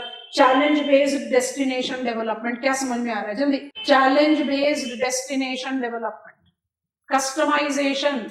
आपने 15 सर्किट मोबिलाइज किए हैं, आपका सबका फंडामेंटल लॉजिक क्या है, इन सर्किट्स में जितने टर्मिनस हैं उनको एक दूसरे से कनेक्ट करना, उन टर्मिनस में हॉस्पिटैलिटी जो सेगमेंट चाहिए, बोर्डिंग, लॉजिंग, टूर ऑपरेटर, वो सब चीजों की फैसिलिटी करना। तो आप इसको क्या कर रहे हैं, जनरलाइज पर्सपेक्टिव में लेकर चल रहे हो ना। आपने जब इसको 2015 ऑनवर्ड्स मोबिलाइज किया तो आपने ग्राउंड रियलिटी जज की। कुछ कुछ एरियाज में, जैसे माउंटेनस एरिया में, नॉर्थ ईस्ट एरिया में कुछ स्पेसिफिक चैलेंजेस हैं, उन स्पेसिफिक चैलेंजेस को फोकस करके डेवलपमेंट दें। तो जो आपका सेकंड पॉइंट है उसका सिंपल मतलब है कस्टमाइजेशन ऑफ द सर्किट, जहां पर जो स्पेसिफिक प्रॉब्लम है उसको टारगेट करके डेवलपमेंट को आगे ले जाना। Is that comfortable? Second arrow के नीचे ब्रैकेट में लिख लो कस्टमाइजेशन विल बी सफिशिएंट। अब आइए adopt a heritage, quick pointers. Point 1, it incorporate private participation mobilised in 2017। Next, scheme has the objective of helping Archaeological Survey of India to preserve historical monuments. Next, the scheme, apart from including MOT, Ministry of Tourism, includes Ministry of Culture. Under this scheme, more than 21 MOUs have been mobilized. Examples लिख लेते हैं। Agra fort, Delhi की बड़ी लंबी list है। Agra fort is in Uttar Pradesh. अब जो लिखवा रहे हैं सब दिल्ली में है। Mehrauli, Safdarjung tomb, Hauz Khas, Ajmeri gate, Delhi gate, Mori gate, Agrasen की Baoli, all in Delhi. Khajuraho in Madhya Pradesh, sun temple in Odisha. तो बिग रेंज है। एलिफेंटा केव्स कहाँ, महाराष्ट्र, भीमबेटका मध्य प्रदेश, एक्सेट्रा। सफिशिएंट हो गया। Star mark point. Presently adopt a heritage scheme have entered its second generation, so we call it AHS 2.0, targeting mobilization of monument mitras for private community participation. कौन हो गया भाई monument मित्रा? हमें कितना awareness campaign चलाना पड़ा, अपने बिलेवेड के नाम को खोदो मत दीवारों पर. Yes, this has been a very filthy culture that has been there in India. दूसरा, पान की थूक मत फेंको, डर्ट मत क्रिएट करो. तो वो तो जो डेवलप कर रहे हैं उनको तो देखना ही है, बाकी जो कम्युनिटी है उनको भी जस्टिफाई करना है. तो मॉन्यूमेंट मित्रास, यहाँ पर मॉन्यूमेंट्स की बात हो रही है, इसलिए archaeological survey of India associate हो रहा है. जो थर्ड है उसको कभी कंफ्यूज नहीं करना है अडॉप्ट अ हेरिटेज से, क्योंकि यहाँ पर आप आइकॉनिक साइट्स, इसमें मॉन्यूमेंट्स भी इंक्लूडेड है, उसका पेरिफेरी भी इंक्लूडेड है. यहीं पर खत्म कर देंगे आज क्लास में. थर्ड लिखो ताकि इसका डिस्टिंक्शन आ जाए. डेवलपमेंट ऑफ आइकॉनिक डैश डाल के लिखेंगे. This scheme has been mobilized, difference पकड़ना बच्चों, to develop iconic tourist sites of the country to global scale. Next point, it incorporate assistance to states for capital investment, bracket में SASCI, special assistance to states for capital investments, SASCI. Dash डाल के लिखेंगे as cent% union sponsored program. Have you got the difference between adopt a heritage and this? As cent% union sponsored program. क्या difference है जल्दी से बताओ. adopt a heritage PPP है और development of iconic sites to the global scale union funded. Special assistance मिलेगा state government को to mobilize that development of that iconic site. ठीक है. नेक्स्ट पॉइंट है 40 projects have been approved so far. कुछ examples हम जरूर लिख सकते हैं. Taj Mahal, Ajanta Ellora, red fort. ऐसा फील आने लगे कि हम मॉन्यूमेंट्स की बात कर रहे हैं तो नेक्स्ट एग्जांपल प्रूव कर देगा नहीं गलत है. Colva beach of Goa, Khajuraho Madhya Pradesh, Hampi Karnataka, Somnath Gujarat, Amer fort Rajasthan and Mahabodhi Bihar. I think I have given you clarity. दोनों प्रोग्राम अलग हैं, एक दूसरे से मिलते जुलते नहीं हैं. मतलब इन टर्म्स ऑफ ऑब्जेक्टिव तो ऑफकोर्स टूरिज्म का डेवलपमेंट है. कुछ हद तक आप कहोगे भाई मुझे मॉन्यूमेंट्स को भी मोबिलाइज करना है, लेकिन जो आपका अडॉप्ट अ हेरिटेज है उसका सीधा लॉजिक है कि आप हेरिटेज मॉन्यूमेंट के फोकस पर है. यहाँ पर होलसम आइकॉनिक साइट डेवलपमेंट है, वो पीपीपी मोड पर है, ये यूनियन गवर्नमेंट फंडेड है. Special assistance for state. ठीक है, इसका कोई 2.0 नहीं है हमारे पास. प्रसाद और हृदय, भारत पर and new projections in the budget proposal will be talking about tomorrow. आ जाओ जरा मैप मार्किंग पर. रिवर्स मार्क कर रहे हैं, काफी लंबा समय लगता है कुछ कुछ मैप्स पर, and I think it is worth it. हमारे कंट्री में प्रॉब्लम ही तो यही है ना, जिसको आप रिकॉग्निशन दे देते हो उसको 10 जगह देते हो और उसके चक्कर में बेचारा दूसरा पीछे छूट जाता है. ये प्रॉब्लम हमने ये प्रॉब्लम प्रोटेक्टेड एरियाज में भी देखी कि जो लाइमलाइट में आ जाता है बस वही फिर सामने आ जाता है, बेचारे बाकी पीछे छूट जाते हैं. हमने कनेक्ट ही नहीं करा. चलो आ जाओ अपने मैप पर. 2 डिफिकल्ट रिवर्स को मार्क करते. ठीक है, चलो आ जाओ. Map of India political. Let's mark Godavari and Krishna system. सबसे पहले तो उन्हीं को देखो जो आपको मैप पर दिखाई दे रहे हैं. गोदावरी को हम पिकअप कर रहे हैं नियर नासिक इन महाराष्ट्र. ठीक है, ट्रेस करते हुए पहुंच गए नांदेड़, फिर करीमनगर के नॉर्थ से होते हुए इंटरस्टेट बाउंड्री बना रहे हैं महाराष्ट्र तेलंगाना, फ्लो करा रहे हैं तेलंगाना में और आंध्र प्रदेश में इसका डेल्टा बना रहे हैं. बन गया. अच्छा, अब आप क्या करेंगे, अब आप उन रिवर्स को पकड़ेंगे जिनको आप बहुत आराम से पहचानते हो. तो डेल्टा से गोदावरी के उल्टा चलना शुरू करो. 2 नदियां आपको उड़ीसा से, एक उड़ीसा से राइज कर रही है और एक आंध्र प्रदेश से राइज कर रही है, वाया उड़ीसा फ्लो कर रही है. एक दूसरे से कन्फ्लुएंस करके गोदावरी से मिलते हैं. आपको ये नदियां याद आ गई, इनका नाम है सबरी और सेलेरू. जल्दी से आप आ जाइए मैप ऑफ आंध्र प्रदेश में, देख लो इन दोनों नदियों को और इनको अकॉर्डिंगली लेबल कर दो. नदन रिवर सबरी, सदर्न रिवर सेलेरू. ठीक है, तो सेलेरू का जो फ्लो है वो आंध्र प्रदेश उड़ीसा टू आंध्र प्रदेश, और सबरी जो है वो आपका उड़ीसा. अच्छा, इसके बाद मेरी गोदावरी तेलंगाना में जब फ्लो कर रही है तो Telangana at interstate boundary Maharashtra and Chhattisgarh, interstate boundary कौन सी नदी बना रही है, इसका नाम है इंद्रावती. पहचान पा रहे हो? इंद्रावती को ट्रेस करोगे तो ये उड़ीसा से राइज करती है. ये जगदलपुर इसके बैंक पर है, दंतेवाड़ा के नॉर्थ से फ्लो कर रही है, फिर इंटरस्टेट बाउंड्री बनाकर गोदावरी से मर्ज कर जा रही है. राइट। और यहाँ पर आपको सिर्फ इसकी एक ट्रिब्यूटरी दिखाई दे रही है जिसको आप दल्ली राजरा से ट्रेस कर रहे हो। अपने मैप पर आ जाओगे तो आपको ट्रिब्यूटरी पता चल जाएगी, इट इज बांडिया। बताया था ना कोटरी बांडिया ट्रिब्यूटरीज। अच्छा, इसके बाद थोड़ा वेस्ट में गए तो पैरेलल टू इंद्रावती जो नदी मर्ज कर रही है, जो तेलंगाना और महाराष्ट्र के बीच इंटरस्टेट बाउंड्री बना रही है, उसका नाम है प्रणहिता।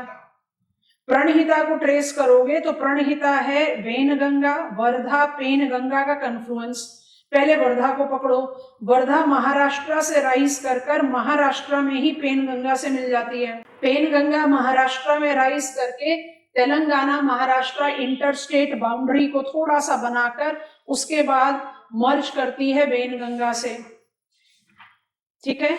और वेनगंगा जो है वो आपको मिल रही है एक ईस्टर्न रिवर जो काफी बड़ा डिस्टेंस ट्रेवल करके टुवर्ड्स साउथ फ्लो कर रही है। You have to trace Wainganga from Satpura range से, have you picked it up, and make it confluence with confluence flow of Vardha and Penganga। Confusion हो रही है, दो नदियों में से कौन सी नदी वेनगंगा है, तो ईस्टर्न है, ठीक है, ओके। इसके बाद आप गए वापस गोदावरी पर आ जाइए। जैसे ही आप interstate boundary Telangana and Maharashtra पहुंचते हैं, right bank tributary only major comes and merge it. Maharashtra से राइज कर रही है, कर्नाटका से होते हुए तेलंगाना में मर्ज कर रही है, नाम है मंजरा। उसके बाद हम गोदावरी को थोड़ा वेस्ट की तरफ ट्रेस करते हैं तो आपको एलोरा छत्रपति संभाजी नगर दिख रहा है। दो नदियां आपस में मर्ज कर रही हैं। थोड़ा कोशिश करो नाम याद रखने का, याद करने का। पूर्णा दुधना, और हमारे मैप पे बनी हुई नहीं है, आप चाहते हो तो आप उसको मैप को बना लो, महाराष्ट्र के मैप से आप निकाल ले सकते हैं। पूर्णा दुधना आपने पिकअप कर लिया है अजंता से, और परवरा मुला आप पिकअप कर सकते हो हरिश्चंद्रा रेंज से। मैप ऑफ इंडिया में बना हुआ नहीं है, वो रीजनल मैप से। परवरा मुला कौन सा बैंक ट्रिब्यूटरी हुआ, राइट, पूर्णा दुधना। अच्छा जी, अब इसके बाद आप पिकअप कर लो कृष्णा नेटवर्क को, बड़ा नेटवर्क है। तो कृष्णा को जो आराम से यहाँ दिख रहा है पहले उसको ट्रेस कर लेते हैं। कृष्णा को आप राइज कर रहे हैं, ध्यान से देखेंगे, कृष्णा को आप राइज कर रहे हैं सदर्न महाराष्ट्र, सांगली कर्नाटका एंटर कर गए, कृष्णा ट्रेस हो रहा है, कृष्णा तेलंगाना चला गया, इंटरस्टेट बाउंड्री बना दिया तेलंगाना आंध्र प्रदेश का, ठीक है। आंध्र प्रदेश के अमरावती से होते हुए अपने डेल्टा पर पहुंच गया, ठीक हो गया। अब इसकी ट्रिब्यूटरीज को पकड़ते हैं। ट्रिब्यूटरीज को पकड़ोगे तो हैदराबाद के साथ रिवर मुसी दिखाई दे रही है। कर्नाटका में मर्ज करने वाली ट्रिब्यूटरी भीमा बहुत बड़ी नदी है। भीमा को आप पुणे से ट्रेस करोगे, उसकी ट्रिब्यूटरीज हैं निरा और सिना, दोनों रिवर्स मार्क्ड हैं, नाम लिखे हुए नहीं है। नाम को पिकअप करना है तो महाराष्ट्र के मैप पर आओ। नदन रिवर जो है वो सिना है और जो वेस्टर्न रिवर है वो पुणे है, ठीक हो गया। इसके बाद आप आते हैं तो यू कन्फ्लुएंस नागार्जुन सागर के बाद आप भीमा को कन्फ्लुएंस करके जब कृष्णा रिवर को थोड़ा सा और वेस्ट की तरफ ले जाओगे, यू विल एनकाउंटर, आप इसको इंटरस्टेट बाउंड्री आंध्र प्रदेश और तेलंगाना, इसका कन्फ्लुएंस भीमा से पहले है। Are you noticing at Kurnool there is a river which is marking up its confluence with Krishna? इस रिवर को ट्रेस करना है और आपको बहुत अच्छी तरह से पता है कि इस रिवर को ट्रेस करते हुए आपको पहुंचना है तुंगसा एंड भद्रा। भद्रावती भद्रा रिवर पर लोकेटेड है, तुंगसा मैप में ड्रॉन नहीं है। नॉर्थ की तरफ मूव करोगे तो जो लेफ्ट से छोटी सी नदी आ रही है उसका नाम वरादा है, और जो नदी हसन कर्नाटका के वेस्ट से शुरू होकर चित्रदुर्ग के ईस्ट में होकर बेलारी जिसके बैंक पर लोकेटेड है उसका नाम है हगारी, और फिर आप मर्ज करा दीजिए इसको कृष्णा से। उसके बाद कृष्णा की जो छोटी मोटी ट्रिब्यूटरीज हैं उनको आपने ट्रेस करना है। हमने आपको बता दिया था घटप्रभा, मलप्रभा, पंचगंगा, दूधगंगा, है ना। तो उसको देखने के लिए आ जाओ map of Karnataka will be better. Maharashtra में भी दिखाई दे रहा है, आप महाराष्ट्र में ही देखो, ज्यादा बढ़िया से दिख रहा है। शिवाजी सागर से आपने कृष्णा को ट्रेस किया था, उसके इमीडिएट साउथ में आपको वरना मिल रहा है, फिर पंचगंगा है, फिर दूध गंगा है, दिख रहा है कि नहीं। और उसके थोड़ा सा और डिस्टेंस में जाओगे तो आपको मलप्रभा दिखाई देगा, noticed. Multiple tribute. Mark these in your practice map. River system को मैप ऑफ इंडिया से लेकर मैप ऑफ इंडिया में मार्क करना आसान है, रीजनल मैप से लेकर मार्क करना बहुत मुश्किल है। तो फ्रेम तो तैयार करो मैप ऑफ इंडिया में, फिर ट्रिब्यूटरीज के नेटवर्क को रीजनल मैप से पिकअप करो। इस तरह से ही आप इसके लिए फेवरेबल हो जाओगे। अच्छा, पॉलिटिकल मैप पर लेने का रीजन बता दिया था। अब मेरी इन्फॉर्मेशन थोड़ी सी बढ़ती जा रही है ना, कौन सा इंटर स्टेट मूवमेंट है, तो वो चीजें मेरे नॉलेज में होनी चाहिए। एक बार के बम्बार्डमेंट से तो सब याद होगा नहीं।